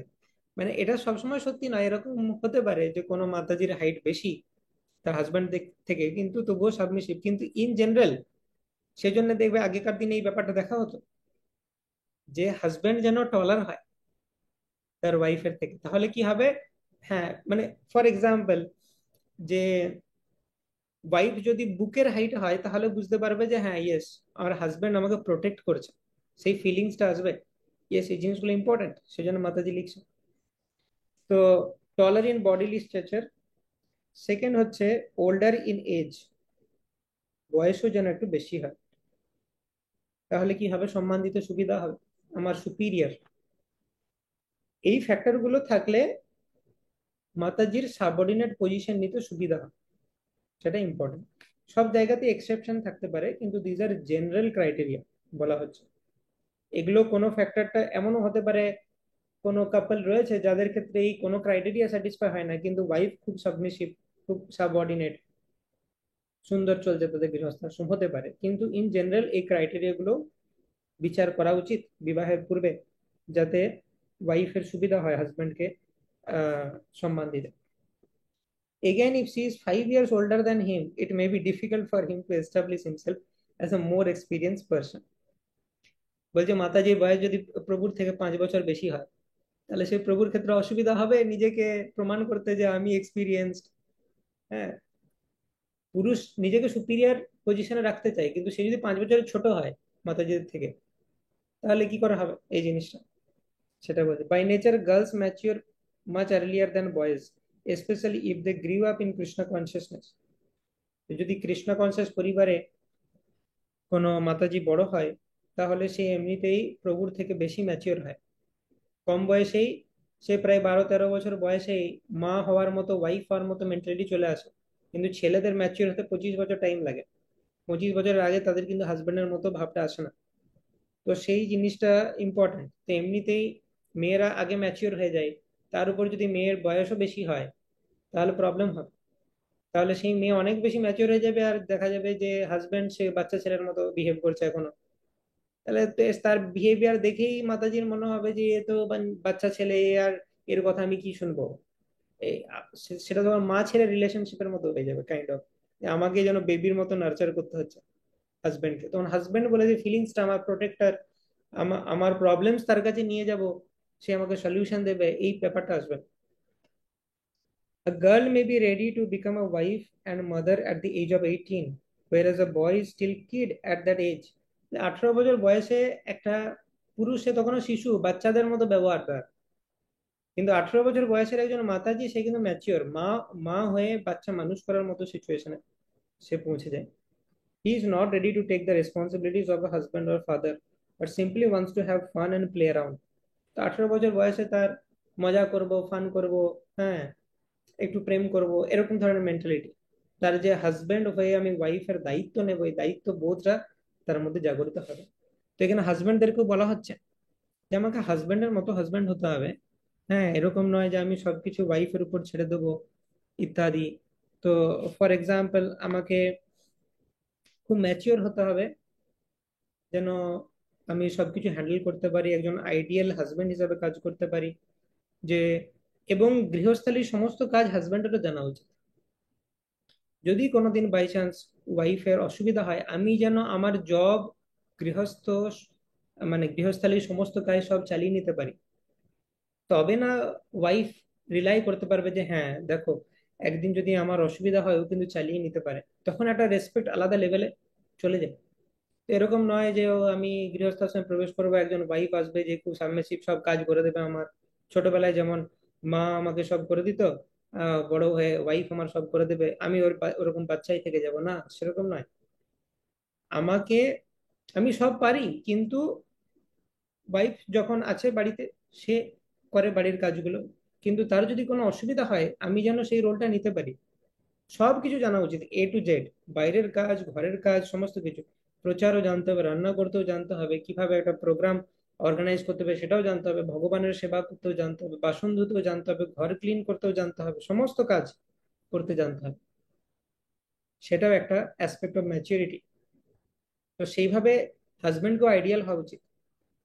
আমি যেন প্রপার টাইম ম্যানেজ করতে পারছি, আমি যেন রেগুলার সাধনা করতে পারছি। যদি হাজবেন্ড রেগুলার সাধনা না করে, সে শুধু ওয়াইফকে জ্ঞান দেয়, দেখেছো দেবকী মাতাজির বই কি লেখা আছে, সেগুলো করো, এরকম বললে হবে না। হাজবেন্ডকেও সেই রকম ভাবে তার ব্যবহার করে দেখাতে হবে, তবে কিন্তু ওয়াইফ তাকে রেসপেক্ট করতে পারবে।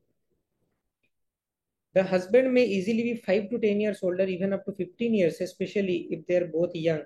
She may be 18 and he is 28 to 33. তো বলছে হাজবেন্ডের 5, 10, এমনকি 15 বছর বড় হলেও অসুবিধা নেই। মেয়ের বয়স যদি 18 বছর হয়, হাজবেন্ডের বয়স 28 থেকে 33 পর্যন্ত হতে পারে। Then it will be very natural for her to look up to him with respect. তাহলে কি হবে, এজ গ্যাপটা থাকলে সে এমনিতেই, যেমন আমরা এমনিতেই যদি আমাদের থেকে কলেজে 2 ক্লাস সিনিয়র হয়, তার সাথে একটু ভেবেচিন্তেই কথা বলি। হ্যাঁ, তার সাথে খুব একটা বন্ধুর মতো কাঁধে হাত দিয়ে কথা বলবো না। তো সেই ব্যাপারটা অটোমেটিক চলে আসবে। If the wife is older than husband, she may naturally take a dominant position because of her broader life experience, which may dampen her husband's self-esteem and hamper his ability to take the charge and protect. তো যদি ওয়াইফের age বেশি হয়, তাহলে naturally একটা habit আসবে যে আমি জগৎটাকে বেশি দেখেছি তোমার থেকে, তুমি বেশি বোঝো, এরকম একটা ব্যাপার চলে আসবে। তো তখন হাজবেন্ডের যে মেল ইগো বা তার যে আত্মসম্মান, সেটাতে লাগবে, এবং খুব একটা ভালো হবে না গৃহস্থ আশ্রম। থার্ড ফ্যাক্টর, মোর হাইলি এডুকেটেড।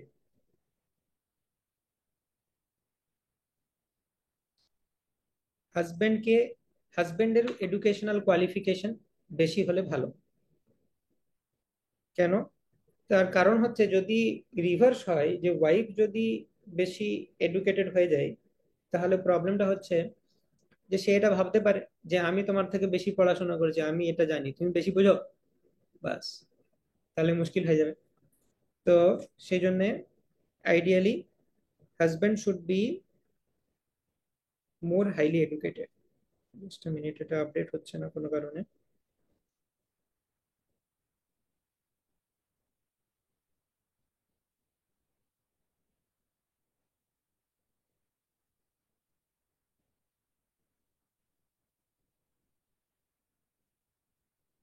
হুম, উল্টোটাও হতে পারে। কোনো কোনো মাতাজি আছে যারা খুবই ম্যাচিওর এবং তারা জানে এই প্রিন্সিপাল গুলো, এবং তাদের ক্ষেত্রে সে হয়তো বেশি এডুকেশনাল কোয়ালিফিকেশন থাকলেও হাজব্যান্ডকে রেসপেক্ট করবে। কিন্তু যাই হোক, এরকম আদর্শ কেস তো পাওয়া খুব ডিফিকাল্ট, সেজন্য আইডিয়ালি হাজব্যান্ডের এডুকেশনাল কোয়ালিফিকেশন বেশি হলে ভালো হয়। If his material education is higher than hers, it will be natural for her to look up with esteem. In Bangladesh, we have a saying, if she has one PhD, then he must have two. যে বাংলাদেশে একটা কথা আছে, যদি তার মানে হার, মানে মাতাজির যদি একটা পিএইচডি থাকে, তাহলে প্রভুজির দুটো পিএইচডি থাকা উচিত। or at least he should have the title of a professor, বা তার প্রফেসর হওয়া উচিত। High education can very easily lead to pride and arrogance, which may lead to difficulties within married life. তো খুব বেশি education মাতাজিদের, সেটা অনেক সময় দেখা গেছে স্ট্যাটিস্টিক্যালি প্রবলেম হতে। গৃহস্থ আশ্রমের ক্ষেত্রে। তো আইডিয়ালি এটাই ইম্পর্টেন্ট যে মাতাজিরা যদি, দেখো অনেক রকম ফ্যাক্টরস আছে এখানে। এই স্টেটমেন্ট গুলোকে অনেকেই মিসআন্ডারস্ট্যান্ড করতে পারে যে ও মাতাজি এখন আহ, একটা মাতাজি হয়ে তিনি মাতাজিদের এডুকেশনের এগেনস্টে আর কত মিশোগাইনি হবে ইত্যাদি, এরকম অনেকে ভাবতে পারে। কিন্তু বিষয়টা হচ্ছে যে আগে আমাকে বুঝতে হবে আমি কি করতে চাই। মাতাজি হয়ে, আমি যদি একজন মাতাজি হয়ে, আমার বোঝা উচিত আমি কি করতে চাই। তো প্রথমে আগে আমার গোলটা ক্লিয়ার করতে হবে যে আমি কি পুরুষদের সাথে পায়ে পা মিলিয়ে বাইরে যুদ্ধ করতে যাই, দিয়ে দেখাতে চাই আমি ইন্ডিপেন্ডেন্ট স্ট্রং উইমেন, সেটা আমার লাইফের গোল। না, আমার লাইফের গোলটা কি, নাকি আমি ডিভোটি হয়েছি, আমি কৃষ্ণকে সার্ভ করতে চাই, আচার্যদের কথা অনুসারে চলতে চাই। তো সেটা আগে বুঝতে হবে। এ- নাকি আমি ভালো ডিভোটি হতে চাই, আমি সবই বুঝতে পারছি, কিন্তু আমার বাড়ির ফাইন্যান্সিয়াল সিচুয়েশন খারাপ, সেজন্য আমাকে কিছু একটা করতে হবে, বাবা মাকে সাপোর্ট করতে হবে, সেটা। তো আগে নিজের পজিশনটা খুব ক্লিয়ার থাকা উচিত যে আমি কি করতে চাই। আমি ফেমিনিস্ট হতে চাই, আমি ভালো ডিভোটি হতে চাই, নাকি আমি হাজব্যান্ডকে সাহায্য করার জন্য একটু জব করতে চাই। তো আমার গোলটা ক্লিয়ার করে তার জন্য যতটুকু পড়াশোনা দরকার সেটা করতে চাই। কেউ যদি বলে না আমি পারফেক্টলি এই সিস্টেমটা ফলো করতে চাই, আমার টাকা পয়সা দরকার নেই, আমার বাবা সাফিসিয়েন্ট রয়েছে, হ্যাঁ তারা দেখে নিতে পারবে, আমাকে সেটা নিয়ে ভাবতে হবে না, এবং আমার হাজব্যান্ডেরও সাফিসিয়েন্ট রয়েছে, তাকেও আমাকে সাহায্য করতে হবে না। তো শাস্ত্র মতে আমার যেটা ভূমিকা, আমি সেটা পালন করতে চাই, যে আমি গৃহস্থালির সমস্ত কিছু করব, এবং আমার বাচ্চাকে টাইম দেবো, সংসারের পিছনে টাইম দেবো, এবং একটা বাচ্চাকে বড় করার জন্য যে মিনিমাম এডুকেশন দরকার সেটা চাই। তো তাহলে আমার তো বেশি হাইফাই কিছু করার দরকার নেই। শুধু শুধু লাইফের প্রত্যেকটা মোমেন্ট কিন্তু খুব প্রেশাস, কারোর সাথে কোনো কম্পিটিশন করে বা কিছু করে, হ্যাঁ আমি একটা লাইফের মূল্যবান সময়কে নষ্ট করে দিচ্ছি সেটা নয়। যতটুকু আমার দরকার আগে ভেবে নেওয়া উচিত আমি কি করতে চাই, তার জন্য যতটুকু দরকার সেটাই আমার করা উচিত। তো এখানে কারোর কিছু এগেনস্টে বলা হচ্ছে না, এডুকেশনের এগেনস্টে। যদি এরকম হয় যে আমার হাজবেন্ডকে সাপোর্ট করার দরকার আছে, তার স্যালারি বেশি না, তো তার জন্য আমার একটা ডিসেন্ট জব দরকার, তো তার জন্য আমাকে যতদূর পড়া উচিত আমি পড়বো, সেই জবটা করব, দুজনে মিলে সংসার চালাবো, কোনো অসুবিধা নেই, শাস্ত্র তো সেটা বলে। কিন্তু আননেসেসারি আমি যদি বলি আমি বড় হওয়ার জন্য, হোমরা চোমরা হওয়ার জন্য আমি একটা ডিগ্রির পর ডিগ্রি করেই যাচ্ছি, তো সেটার উদ্দেশ্যটা কি, আমার নিজেই নিজেকে প্রশ্ন করা উচিত যেটা আমি কি করতে চাই যেটার মাধ্যমে। যদি সেটা দরকার হয়, ইট ইস, সেটা যদি রিকোয়ার্ড হয়, তাহলে অবশ্যই করতে হয়। যদি দেখা যায় যে এটা না করলে প্রবলেম আছে, হ্যাঁ অনেক সময় বিভিন্ন অবলাইগেশন হতে পারে, তার জন্য যদি প্রয়োজন হয় তাহলে অবশ্যই করো, কিন্তু অপ্রয়োজনীয় জিনিস করো না, সেটাই বলা হচ্ছে আর কিছু না। তো হ্যাঁ, যদি আননেসেসারিলি ওয়াইফ হাজব্যান্ডের থেকে বেশি মানে এডুকেশনাল কোয়ালিফিকেশন হয়ে যায়, তখন ওয়াইফের সাবমিসিভ হওয়া বা সাবঅর্ডিনেট হওয়াটা ডিফিকাল্ট হয়ে যায়। এইটা হচ্ছে বিষয়, সেটা মাতাজি বলতে চাইছেন। তো এই সব জিনিসগুলোকেই খুব ম্যাচিওরলি বোঝা উচিত। মাতাজিও কিন্তু খুবই স্ট্রেট ফরওয়ার্ড কথা বলেন। তো আমরা যদি ঠিকঠাক না বুঝি, ডিফিকাল্ট, তো সেজন্য কোয়েশ্চেন করতে পারো যে এই জায়গাটা বুঝতে পারলাম না যে কেন মাতাজি এরকম বললেন। তো সেটা অবশ্যই আমরা আলোচনা করতে পারি।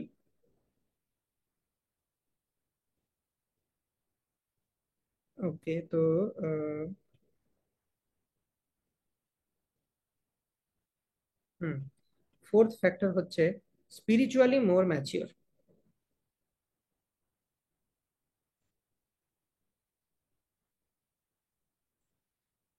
তো অ্যাকচুয়ালি এই সমস্ত ফ্যাক্টর দেখেই বিবাহ করা উচিত, আমার থেকে সবকিছুতে যেন বেশি হয়, তাকে সম্মান দিতে আমার যেন আত্মসম্মানে না লাগে, এটা খুব ইম্পর্টেন্ট। তো এটা হচ্ছে মাতাজিদের জন্য ভেরি ভেরি ইম্পর্টেন্ট, যে এমন একজন যাকে আমি যেন সম্মান দিতে পারি। স্পিরিচুয়ালি মোর ম্যাচিওর, এমনিতে আমি যদি জানি যে স্পিরিট আমার থেকে ভালো ডিভোটি সে, শাস্ত্র জ্ঞান তার আমার থেকে অনেক বেশি, বা রিয়েলাইজেশন তার আমার থেকে অনেক, এমনিতেই একটা সম্মান আসবে। then it must then it may be most natural for her to respect and follow him with a submissive attitude। তাহলে সে জানতে পারবে, বুঝতে পারবে যে হ্যাঁ আমার থেকে শাস্ত্র জ্ঞান বেশি বা রিয়েলাইজেশন বেশি, তাহলে সমস্যা হলে আমি তার কাছে সাহায্য নিতে পারি, আচ্ছা এই পজিশন আমার কি করা উচিত, শাস্ত্রের মধ্যে কি বলে। Husband should be able to guide. Next হচ্ছে ফাইন্যান্সিয়ালি স্ট্রঙ্গার।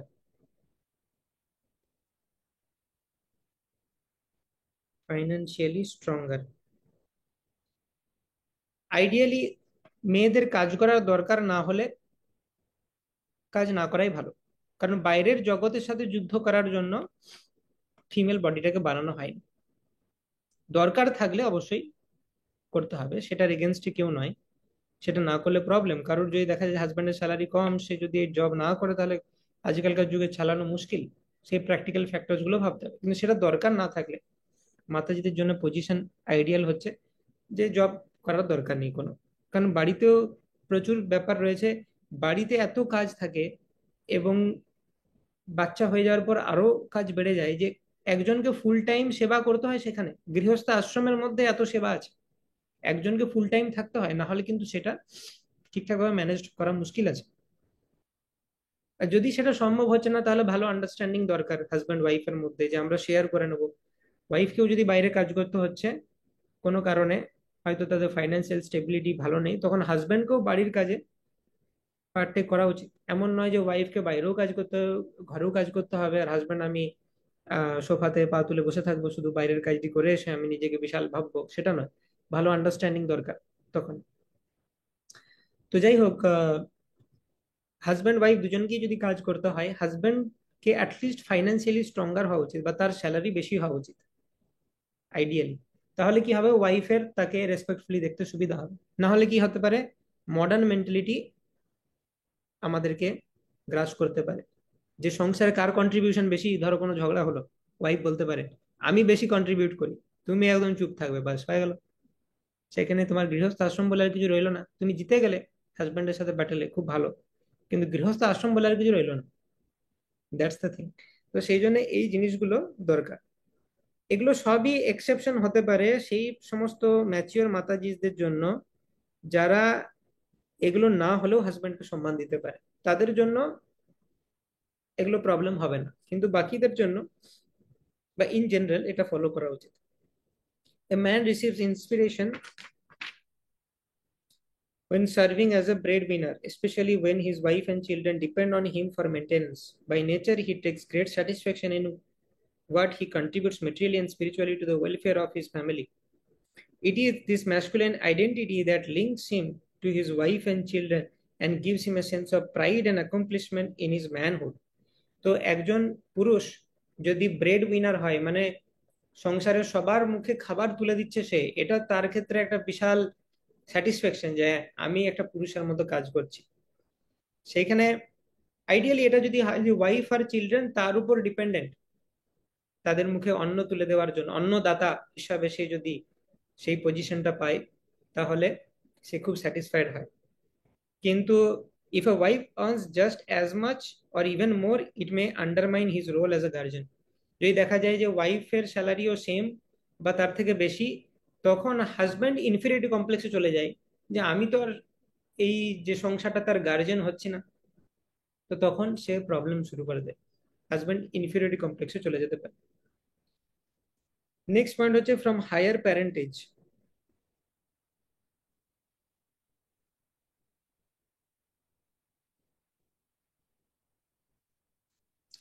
তো এটা শাস্ত্রে যেমন উচ্চ কুল, সেটা শাস্ত্রে বলা আছে অনুলোম এবং প্রতিলোম বিবাহ। অনুলোমা ভার্সেস প্রতিলোম ম্যারেজ। তো শাস্ত্রে কখনো প্রতিলোম ম্যারেজকে অ্যাপ্রুভ করা হয় না। প্রতিলোম ম্যারেজ মানে কি, ওয়াইফ হচ্ছে হায়ার বর্ণ থেকে আর হাজবেন্ড হচ্ছে লোয়ার বর্ণ থেকে। মানে হাজবেন্ড যদি ব্রাহ্মণ বর্ণের হয়, ওয়াইফ ক্ষত্রিয় বর্ণের হতে পারে। মানে ওয়াইফ ব্রাহ্মণ বর্ণের হতে পারে, সেম বর্ণের তো খুবই ভালো, মেন্টালিটি ম্যাচ করবে। হাজবেন্ড যদি ব্রাহ্মণ হয়, ওয়াইফ ব্রাহ্মণ হতে পারে, ক্ষত্রিয় হতে পারে, হ্যাঁ বৈশ্য হতে পারে, শূদ্র হতে পারে, যা খুশি হতে, কোনো অসুবিধা নেই সেটাতে। সে বিবাহের পরে তার গোত্র চেঞ্জ হয়ে যায়, তখন কিন্তু সে ব্রাহ্মণ রূপেই পরিগণিত হয়। কিন্তু দেখা যাচ্ছে ওয়াইফ হচ্ছে ব্রাহ্মণ বর্ণের, হাজবেন্ড কিন্তু ক্ষত্রিয় হলে সেটা প্রতিলোম ম্যারেজ হয়ে যায়। মানে ওয়াইফ যদি উচ্চ বর্ণ থেকে হয়, হাজবেন্ড যদি নিম্ন বর্ণ থেকে হয়, সেটা শাস্ত্রে রেকমেন্ড করা হয় না।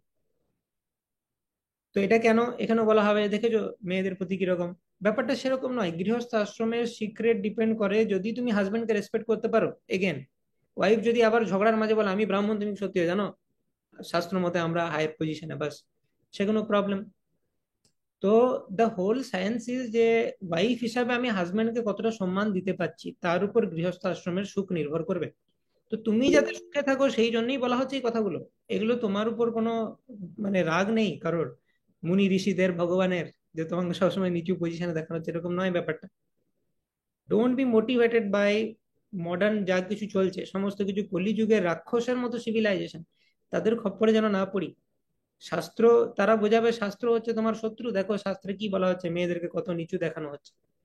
মোটেই সেটা নয়, সেটা বুঝতে হবে আমাদেরকে। According to my experience, Mataji Bolchen, to consider the Varnas is not such a great importance. In those modern days of Kali Yuga, in these modern days of Kali Yuga, these Varnas are rather mixed and blurry, which makes it difficult to clearly determine the Varna people are in. I consider it more important that the husband family is more educated and financially better off than hers. Once again, such a situation will make it more natural and easier for her to respect and honor him and follow his mood. তো মাতাজি এখানে একটা জিনিস বলেছেন, যে particularly এই প্রিন্সিপালটা একটু violet হলেও চলবে আজকালকার যুগে। আগেকার যুগে কি হতো এটা ভালো করে বোঝো, কেন এখন ভায়োলেট হলেও চলবে এই প্রিন্সিপালটা, 6 নম্বর প্রিন্সিপালটার কথা হচ্ছে। তো এখানে লিখে দিচ্ছি, not much important in Kaliyuga. তো অনুলোম আর প্রতিলোম বিবাহ যেটা আমরা শুনলাম শাস্ত্র মতে, সেটা কি হচ্ছে যে হাজবেন্ড যদি নিচু বর্ণের হয় তাহলে সেটা ঠিক নয় ম্যারেজটা। তো আগেকার দিনে এটা এটার একটা পয়েন্ট ছিল। কারণ কি আগেকার দিনে যারা ব্রাহ্মণ কুলে জন্মগ্রহণ করেছে ব্রাহ্মণের মতো নেচার, ক্ষত্রিয় কুলে জন্মগ্রহণ করেছে ক্ষত্রিয়ের মতো নেচার। হুম। কিন্তু এখন সবকিছুই বর্ণ সংকর কলিযুগে। তো ব্রাহ্মণ কুলে জন্মগ্রহণ করেছে কিন্তু শূদ্রের মতো নেচার তার, তাহলে আর কি দেখবে? অনুলোম প্রতিলোম ভেবে আর কি হবে, বর্ণগুলোই তো ঠিক নেই। ব্রাহ্মণ কুলে জন্মে শূদ্রের মতো নেচার, ক্ষত্রিয় কুলে জন্মে বৈশ্যের মতো নেচার। তো বর্ণের যেহেতু কোনো মা বাপ নেই এখন, সেই জন্য এই ফ্যাক্টরটা কনসিডার করার প্রয়োজন নেই খুব একটা। তো এখানে সেজন্যে মাতাজি উচ্চ জন্ম হায়ার বার্থ লেখেনি, লিখেছে হায়ার প্যারেন্টেজ। তো মাতাজি বলছেন এখনকার দিনে এটা দেখা উচিত যে হাজবেন্ডের ফ্যামিলি যেন বেশি এডুকেটেড হয় এবং ফাইন্যান্সিয়ালি বেটার পজিশনে থাকে, সেটা হলেই হবে, যেগুলো আগে ফ্যাক্টরগুলো বলেছে।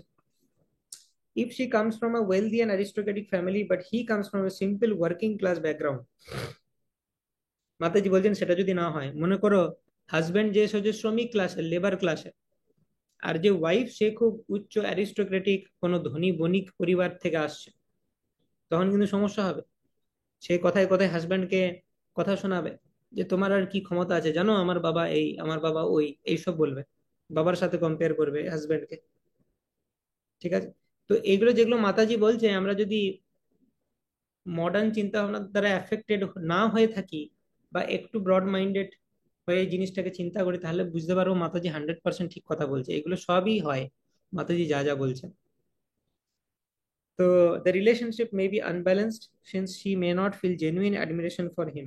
However, if it is the other way around and a man gains appreciation and recognition of his wife, he becomes enlivened to perform his duties with joy and empowerment.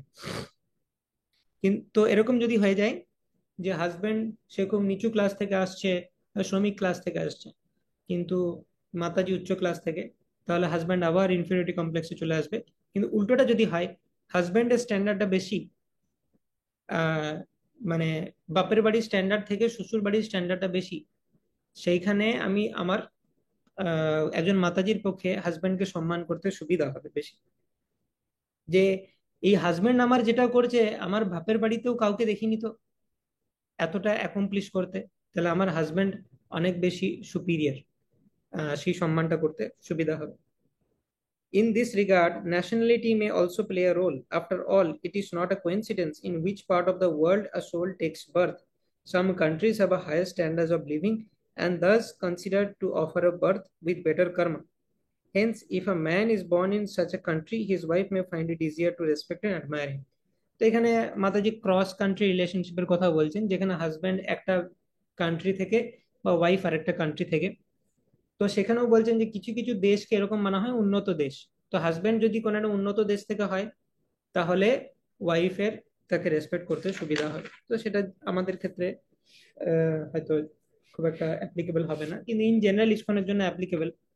যে মানে বিভিন্ন দেশ থেকে মানুষ আমাদের সোসাইটিতে আসে, তো এক দেশের মানুষের সাথে অন্য দেশের মানুষের বিবাহ হয়ে থাকে। For a man to be naturally superior, he must also show mature and heroic qualities such as confidence, wisdom, and openness. খুব ইম্পর্টেন্ট যে হাজবেন্ডকে সুপিরিয়র হতে হলে কি কি কোয়ালিটিস থাকতে হবে। ম্যানলি কোয়ালিটিস: কনফিডেন্স,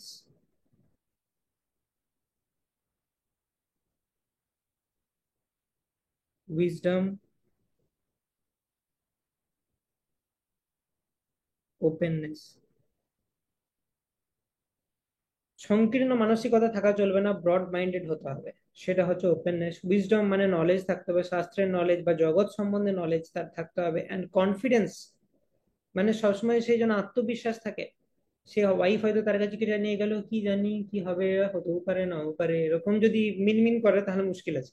কনফিডেন্স সহকারে তাকে বলতে হবে না এটাই করা উচিত, এটাই ঠিক, আমার তো এটাই মনে হচ্ছে ঠিক। তো এরকম ভাবে একটা কনফিডেন্স থাকা উচিত। অনেক সময় আমাদের ডিভোটিরা এত হাম্বল হয়ে যায় যে এই ফ্যাক্টরটা ওভার পাওয়ার করে যায় তার হিউমিলিটি, যে তার একটা মিনিমাম কনফিডেন্স থাকতে হবে। আমি হাম্বল মানে যে আমার কনফিডেন্স থাকবে না তা নয়, ওয়াইফ যেন আমার উপর রিলাই করতে পারে। সে কিছু একটা যদি সমস্যায় থাকে আমার কাছে সাজেশন চাইছে, তো আমি কনফিডেন্টলি তাকে যেন সাজেশনটা দিতে পারি। সেখানে যদি হিউমিলিটি দেখিয়ে না, আমি তো দেখা যাক ভগবান কি করবে, এরকম একটা কিছু করলে কিন্তু মুশকিল আছে। তো তাকে ম্যানলি হতে হয়, যেন তার উপর ডিপেন্ড করতে পারে। An insecure man may misuse his superior position to suppress women's talents and initiative. যেটা বলা হচ্ছে যদি ইনসিকিউর হয় সে, তাহলে কি হবে, তাকে যদি সুপিরিয়র পজিশন রাখা হয় সে কিন্তু এক্সপ্লয়েট করতে পারে বা সাপ্রেস করতে পারে তার ওয়াইফকে। If however he feels secure with who he is, with all his shortcomings as well as virtues and gifts, he will not feel insecure if his wife happens to have qualities and talent which he is lacking. তো অনেক সময় দেখা যায় যে কোনো হাজবেন্ডের থেকে তার ওয়াইফের কোয়ালিটি বেশি, সেটা হাজবেন্ডও বুঝতে পারছে, তখন সে ইনসিকিউর হয়ে যায়, হ্যাঁ এ তো আমার থেকে ভালো। তখন সে ওয়াইফকে সাপ্রেস করতে আরম্ভ করে, এই তুমি চুপ করো, তুমি তুই জানো না, বোঝো না। কিন্তু ভেতরে ভেতরে সে জানে আমার ওয়াইফ আমার থেকে বেশি ইন্টেলিজেন্ট। তো সেই জন্য এইটা যাতে না হয়, হাজবেন্ডের মধ্যে এই কোয়ালিটি গুলো থাকা উচিত, বা তাকে সেই রকম ওয়াইফকেই বিয়ে করা উচিত যার কোয়ালিটি গুলো তার থেকে inferior.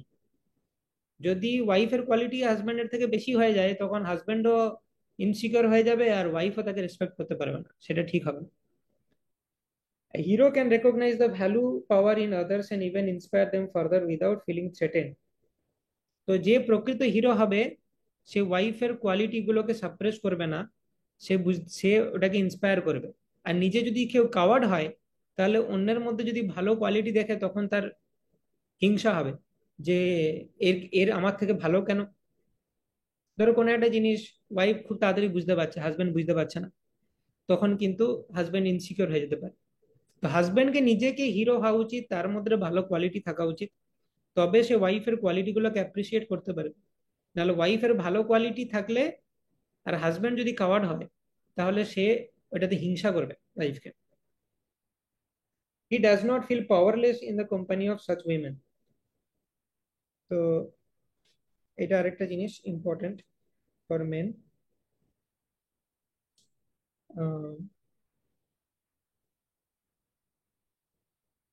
Husband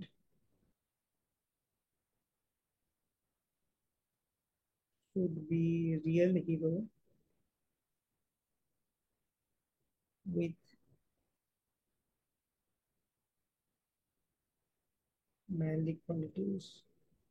Then husband should be real hero with manly qualities. Then he can admire good qualities of wife. Otherwise, he will be insecure and envious. and will try to suppress her.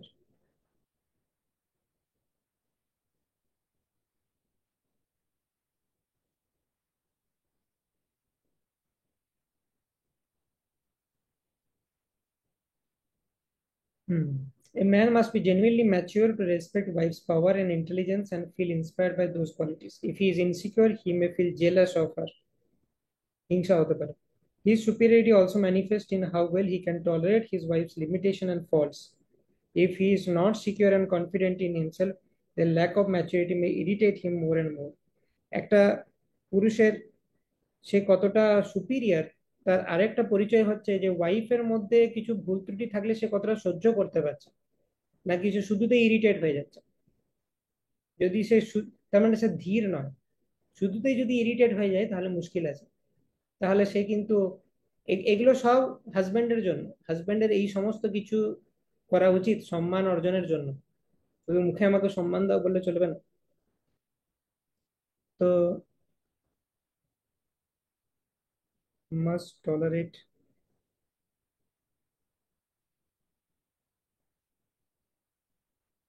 Wife's limitation,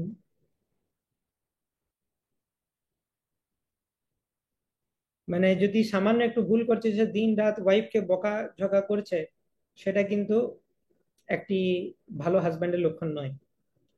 সেটা বুঝতে হবে। ভালো husband মানে হচ্ছে কিছু খুব বড় কিছু না করা পর্যন্ত সে রেগে যাচ্ছে না বা ওয়াইফের সাথে মিসবিহেভ করছে না, সে কিন্তু ভালোভাবে বিহেভ করছে। তো সেটাও দরকার। উই মে নট, তো এটা মাতাজিদের জন্য আছে যে যখন যদি হাজবেন্ড বলে দেবকী মাতাজির বইটা পড়ো, তো এই লিস্টটা তখন মাতাজিরাও দেখিয়ে দিতে পারে যে দেবকী মাতাজির বই তুমিও পড়ো। হুম। কিন্তু যাই হোক, ব্যাপারটা ঝগড়ার নয়, দুজনের আন্ডারস্ট্যান্ডিং এর ব্যাপার। এমন নয় যে শাস্ত্র থেকে কোট করে আমি একে দেখাচ্ছি ও আমাকে দেখাচ্ছে, সেটা গৃহস্থ আশ্রমের উদ্দেশ্য নয়। আমাদের বুঝতে হবে কেউই পারফেক্ট নয়। হাজব্যান্ডও এরকম সব কোয়ালিটি পাবো না, আর ওয়াইফের মধ্যেও দেবকী মাতাজি যা বলছেন সেগুলো পাবো না। আমি কতটা একে অপরকে সহ্য করতে পারি সেটাই হচ্ছে বিষয় গৃহস্থ আশ্রমে। We may not always find the ideal match that fits all the above criteria. Exactly, মাতাজিও তাই বলছেন যে এই সমস্ত ক্রাইটেরিয়া পাওয়া মুশকিল। We may have to compromise, আমাদেরকে কিছু জায়গাতে ছাড় ছাড় দিতেই হবে, যে এটা এইটা পেলাম না, ঠিক আছে, কোনো অসুবিধা নেই, যতটা পারা যায় চেষ্টা করতে হবে। কিন্তু সেটা না হলে আমাদেরকে মেনে নিতে হবে। It is therefore important to figure out the most essential aspects for a person and then clarify their priorities while balancing those prime concerns with other more internal aspects of compatibility. The above points merely serve as a consideration rather than principles carved in stones. তো তো এই সমস্ত factor সবগুলো হয়তো পেলাম না, তো আরো ইম্পর্টেন্ট ফ্যাক্টর আছে, হ্যাঁ সেগুলো দেখা উচিত। যেমন ফর এক্সাম্পল, বিয়ের জন্য যেটা মেইনলি দেখে যে হাজবেন্ড ঠিকঠাক এস্টাবলিশড কিনা, সে ডিভোটি কিনা, যেগুলো ন্যাচারালি দেখা হয়, সেই ফ্যাক্টরগুলো আগে ম্যাচ করে দেখতে হবে। সেই ম্যাচ বা আমার পরিবারে কারোর কিছু রেস্ট্রিকশন থাকতে পারে, যে আমাদের পরিবারের একটা প্রথা রয়েছে, হ্যাঁ, যদিও ফর এক্সাম্পল কাস্ট ইত্যাদি নিয়ে অনেকের সমস্যা থাকতে পারে। হুম। যদিও আমরা বৈষ্ণব ভাবে, মানে বৈষ্ণব ম্যারেজে এই কাস্টের ব্যাপারটা অতটা দেখি না, কিন্তু হতে পারে কিছু কিছু জায়গাতে এখনো সেটাকে খুব ইম্পর্টেন্স দেওয়া হয়। সেটা এরকম পর্যায়ে চলে যেতে পারে যে আমি যদি না মানি তাহলে পরিবার থেকে সম্পূর্ণ আলাদা করে দেবে আমাকে, এরকম বিষয় রয়েছে। তো তখন দেখতে হবে যেই ফ্যাক্টরগুলো না হলেই নয়, বিয়েটা সম্ভবই নয়, সেই ফ্যাক্টরগুলো আগে দেখতে হবে। দিয়ে দেখতে হবে আমার কাছে কটা অপশন আছে, তার মধ্যে এই ফ্যাক্টর, এই এই কোয়ালিটি গুলো যার মধ্যে বেশি আছে সেটা আমাকে চুজ করতে হবে। তো এই সমস্ত ফ্যাক্টরসই মাতাজি বলছে, কিন্তু কার ক্ষেত্রে কোন ফ্যাক্টরটা বেশি ইম্পর্টেন্ট বা কম ইম্পর্টেন্ট সেটা ফ্যামিলি টু ফ্যামিলি ভ্যারি করবে। তো সেগুলো ভেবে আমাদেরকে ম্যাচিওরলি একটা ডিসিশন নিতে হবে গৃহস্থ আশ্রমে প্রবেশ করার পূর্বে। ঠিক আছে, তো এখানে আমাদের আজকের টপিক শেষ হলো, যে husband wants to feel superior. Next topic হচ্ছে level of commitment to Krishna consciousness, মানে সে কত ভালো স্তরের ভক্ত বা কতটা কমিটেড কৃষ্ণ কনসিয়াসনেসের প্রতি, সেটা আলোচনা করা হবে। ওকে, এনি কোয়েশ্চেন্স বা ক্লারিফিকেশন কোনো জায়গাতে যদি বুঝতে সমস্যা হচ্ছে? কঙ্কনা মাতাজি তুমি রেজিস্ট্রেশন করেছিলে? ইয়েস। হরে কৃষ্ণ প্রভু। হরে কৃষ্ণ। প্রভু, আমার দুটো কোশ্চেন আছে। হুম। আজকের টপিকে এখানে সব জায়গায় বলা হচ্ছে হাজবেন্ড সব দিক দিয়ে সুপিরিয়র থাকবে, হাইলি এডুকেটেড বা স্পিরিচুয়ালি সবচেয়ে সুপিরিয়র। তো এটা যদি হাজবেন্ডের অহংকার একটা সৃষ্টি হয়, তখন সে যদি তার ওয়াইফকে মানে অপমান করে যে আমি সব কিছুতেই সুপিরিয়র, তুমি হুম। তো মূর্খ, এই ওই, তো তখন না, বিষয়টা হচ্ছে যে আমি সবকিছুতে সুপিরিয়র, তো সেই জন্যই তো তুমি সুপিরিয়রের রোলটা নিয়েছো। হাজবেন্ড মানে সুপিরিয়রের রোল, ঠিক যেমন বিয়ের আগে বাবা যে রোলটা নেয় যে প্রোটেক্ট করার, তো এখন যদি বাবা বলে যে আমি তোর থেকে সব ব্যাপারে সুপিরিয়র, সে তো হবেই। তো হাজবেন্ড যে সুপিরিয়র হবে, দ্যাট ইজ ভেরি ন্যাচারাল। তো তখন তাকে বলতে হবে হ্যাঁ সেজন্যই তো তুমি হাজবেন্ড। আমি আমি আমি সুপিরিয়র হলে তো আমি হাজবেন্ড হয়ে যেতাম। তো সেটা তো কনসিডারেশনের ব্যাপারই নয় যে আমি সুপিরিয়র তুমি মূর্খ, তো কি হয়েছে, সেটা কোনো কথা নয়। তো সেই জন্যই তুমি হাজবেন্ড, আর সেই জন্যই ওয়াইফ, এটা হচ্ছে বিষয়। আরেকটা জিনিস হচ্ছে যেটা তুমি বললে যে তার মধ্যে একটা প্রাইড আসতে পারে। তো ব্যাপারটা হচ্ছে যে একজন পুরুষের যে প্রাইড, সেটা পিউরিফাই কিভাবে হবে, তার জন্য তার বাইরের জগৎ রয়েছে। মাতাজি এই ফ্যাক্টরটাও লিখেছেন যে দেখো, দম্ভটা কারোর জন্যই ভালো নয়, না পুরুষের জন্য না নারীর জন্য। তো নারীর দম্ভ নাশ হয় তার হাজবেন্ডের কাছে। সে যেন হাজবেন্ডের কাছে সাবমিসিভ থাকে। তার কাছে আর জগৎ নাই, সে গোটা জগতের সাথে লড়তে যাচ্ছে না। সে তার স্বামী পুত্র সংসার, তো তার পিউরিফিকেশন কিভাবে হবে, স্বামীর কাছে সাবঅর্ডিনেট থেকে। আর স্বামীর পিউরিফিকেশন কিভাবে হবে, না বাইরে তার ইকুয়াল ডিভোটিস রয়েছে, তাদের তাদের সাথে সাবমিসিভ বিহেভিয়ার করে, তার গুরু রয়েছে। তো হাজবেন্ডের পিউরিফিকেশনটা বাইরে হয়। তারই মতো কোয়ালিফাইড অনেক পুরুষকে দেখতে পাবে, সেখানে দেখে সে অলরেডি হাম্বল হয়ে যাবে যে আমি বিশাল কিছু নয়। হ্যাঁ, সেটা কৃষ্ণ তাকে অলরেডি দেখিয়ে দেবে। বা তার গুরুর কাছে তার হাম্বল থাকা উচিত, বা সিনিয়র বৈষ্ণবদের কাছে হাম্বল থাকা উচিত। ফর এক্সাম্পল, দেখবে কোনো সিনিয়র বৈষ্ণব যদি বকে, ধরো একটা কোনো গৃহস্থ কাপলকে বকছে, কোন একজন সিনিয়র ডিভোটি তাদের কাউন্সিলর, হাজবেন্ডকে বেশি বকবে, মাতাজিকে বেশি বকবে না। তো হাজবেন্ডের পিউরিফিকেশনটা বাইরে বেশি হয়। কোনো বাইরের ব্যক্তিত্ব সে কিন্তু প্রভুজিকে বেশি বকবে যখন আমরা বাড়ি থেকে বাইরে বেরোবো, মাতাজিকে বেশি বকবে না। জানে মাতাজির কোনো দোষ নেই, তো বলবে তুমি এটা কি করে করলে, তোমার তো এটা দায়িত্ব ইত্যাদি। তো ঝাড়টা সে বাইরে বেশি খাবে। তো পুরুষদের পিউরিফিকেশন অফ ফলস ইগো বাইরে হয়, মাতাজিদের পিউরিফিকেশন অফ ফলস ইগো গৃহস্থাশ্রমের ভেতরে হয়। তো শাস্ত্র এইভাবে অ্যারেঞ্জ করেছে দুপক্ষেরই, যাতে তারা পিওর ডিভোটি হয়ে ভগবদ্ধাম যেতে পারে। তো হাজবেন্ড ওয়াইফের মধ্যে অবশ্যই ওয়াইফকে সবসময় হেরে যাওয়াটাই ভালো। যে আমি সবসময় সাবঅর্ডিনেট পজিশনই নেব, ওইখানে আমার জেতার কোনো প্রশ্নই ওঠে না। মানে ওইখানে আমার হাজবেন্ডের সাথে দেখানোর কিছু নেই যে আমি তোমার থেকে সুপিরিয়র, বা হাজবেন্ডের এটা কনসিডার করার কিছু নেই যে তুমি মূর্খ হলে আর তোমাকে আমি কনসিডার করব না। তুমি মূর্খ হও, তুমি যাই হও, হাজবেন্ড হিসাবে আমার দায়িত্বটা করতে হবে। এমন নয় যে তুমি খুব বুদ্ধিমান হলে তবেই আমি টেক কেয়ার করবো, না ব্যাপার আর কি। তো এইভাবে সিস্টেমটা অ্যারেঞ্জড। আর প্রভু, আরেকটা কোশ্চেন আছে আমার, অনেক আগের থেকে এটা আছে যে আহ, আমাদের বলে যে আহ, স্বামী স্ত্রী কে হবে এগুলো সব আগের থেকে ডিসাইড করা আছে, কে কার হাজবেন্ড, তো এটা কি ঠিক? তো দেখো, হ্যাঁ, কর্মের নিয়ম অনুসারে অনেক কিছুই ডিসাইডেড, কিন্তু ফর ডিভোটিজ আমরা জানি সবকিছুই ফ্লেক্সিবল। যারা কর্মী মানুষ, তাদের ক্ষেত্রে যে পয়েন্টে জন্মালো, এই বিভিন্ন প্ল্যানেট গ্রহ নক্ষত্র তারা ঘুরছে, তো ধরো এই পয়েন্টে আমি জন্মে গেলাম, তো সেই পজিশনে গ্রহ নক্ষত্রে যা পজিশন, সেটা আমার বার্থ চার্ট হয়ে গেল, এবং সেটা অনুযায়ী আমার পুরো লাইফটা লেখা হয়ে গেল। যে আমার পুরো লাইফে কি কি হতে পারে না হতে পারে, সেটা হচ্ছে ব্যাপার। আরেকটা জিনিস হচ্ছে যে ডেস্টিনিটা কিভাবে লেখা হয়, এটা আমরা আলোচনা করেছি সম্ভবত ভক্তি যোগা সেমিনারে। অনেকে মনে করে থাকেন যদি আমার কপালে লেখা থাকে হবে, আর না থাকলে হবে না। ধরো সাপোজ কেউ হয়তো ডাক্তার হতে চাইছে। হুম। তো কেউ ভাবতে পারে এটা আমার কপালে লেখা আছে যে হয় আমি ডাক্তার হব, তাহলে হব, আর যদি কপালে না লেখা থাকে হবো না, তাহলে কি করা উচিত? চলো চাঁদের ওড়কে সো যাও, কপালে লেখা থাকলে তুমি ডাক্তার হয়ে যাবে, পড়াশোনার কোনো দরকার নেই। তো ডেস্টিনি এইভাবে লেখা থাকে না। ডেস্টিনি এইভাবে লেখা থাকে যে এই ব্যক্তি যদি 0% হার্ডওয়ার্ক করে তাহলে এর কিছুই হবে না। এই ব্যক্তি যদি 10% হার্ডওয়ার্ক করে তাহলে হয়তো ক্লার্ক হতে পারবে। এই ব্যক্তি যদি 50% হার্ডওয়ার্ক করে তাহলে হয়তো teacher হতে পারবে। এই ব্যক্তি যদি 80% বা অ্যাবাভ হার্ডওয়ার্ক করে তবেই ডাক্তার হতে পারবে। এইভাবে ডেস্টিনি লেখা হয়। কারোর ক্ষেত্রে এরকম হতে পারে যে এই যদি 0% করে কিছু হবে না, 0% করলে কারোরই কিছু হবে না, সে তার ভাগ্যে যাই লেখা থাকুক। কিন্তু এরকম হতে পারে এই যদি মাত্র 20% এফার্ট দেয় তাহলেই সে ডাক্তার হয়ে যাবে, এইটা হতে পারে। কিন্তু কখনোই এটা হবে না যে আমি 0% দিলেও আমি সবকিছু হয়ে যাব, আমি যেটা চাইছি। তো ওখানে আমরা একটা গ্রাফ আলোচনা করেছিলাম যে সাকসেস ভার্সেস এন্ডেভার, তার গ্রাফটা এরকম হয়, ইনিশিয়ালি লিনিয়ার হয়, তারপরে ফ্ল্যাট হয়ে যায়। তো সেটা আলোচনা করেছিলাম যে কি কারণে হয়। কিন্তু এই আপার লিমিটটা এক্সটেন্ড করতে পারে ফর ডিভোটিস। জেনারেলি কি হয়, ডেস্টিনি মানে হচ্ছে সর্বোচ্চ কতটা পর্যায়ে যেতে পারবে সেটা লেখা থাকে তোমার ভাগ্যে। কিন্তু কেউ যদি ডিভোটি হয়ে যায় সেই সর্বোচ্চ সীমাটাও এক্সটেন্ড করতে পারে কৃষ্ণ।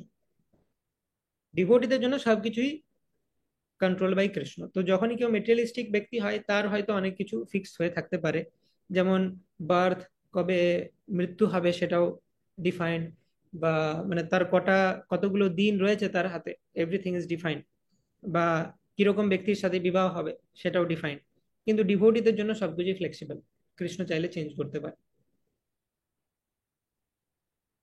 কৃষ্ণ যদি দেখে যে এর কপাল লেখা ছিল খুবই একজন খারাপ ব্যক্তির সাথে বিবাহ, কিন্তু এ ভালো ডিভোটি, ভালো ডিভোশনাল সার্ভিস করছে, একে একটা ভালো ডিভোটির সাথে দিয়ে দিই তাহলে এই জন্মেই ফিরে চলে আসবে, তো কৃষ্ণ চেঞ্জ করে দিতে পারে। ওকে। থ্যাংক ইউ প্রভু, হরে কৃষ্ণ। হরে কৃষ্ণ। ওকে। তো আশা করি আর কোনো কোয়েশ্চেন নেই। তো আমরা নেক্সট দিন কন্টিনিউ করব, নেক্সট টপিক আলোচনা করব। Thank you very much. Hare Krishna. वाञ्छाकल्पतरुभ्यश्च कृपा सिन्धुभ्येव च पतितानां पावनेभ्यो वैष्णवेभ्यो नमो नमः। अनंत कोटि वैष्णव वृंद की जय। श्रील प्रभुपाद की जय।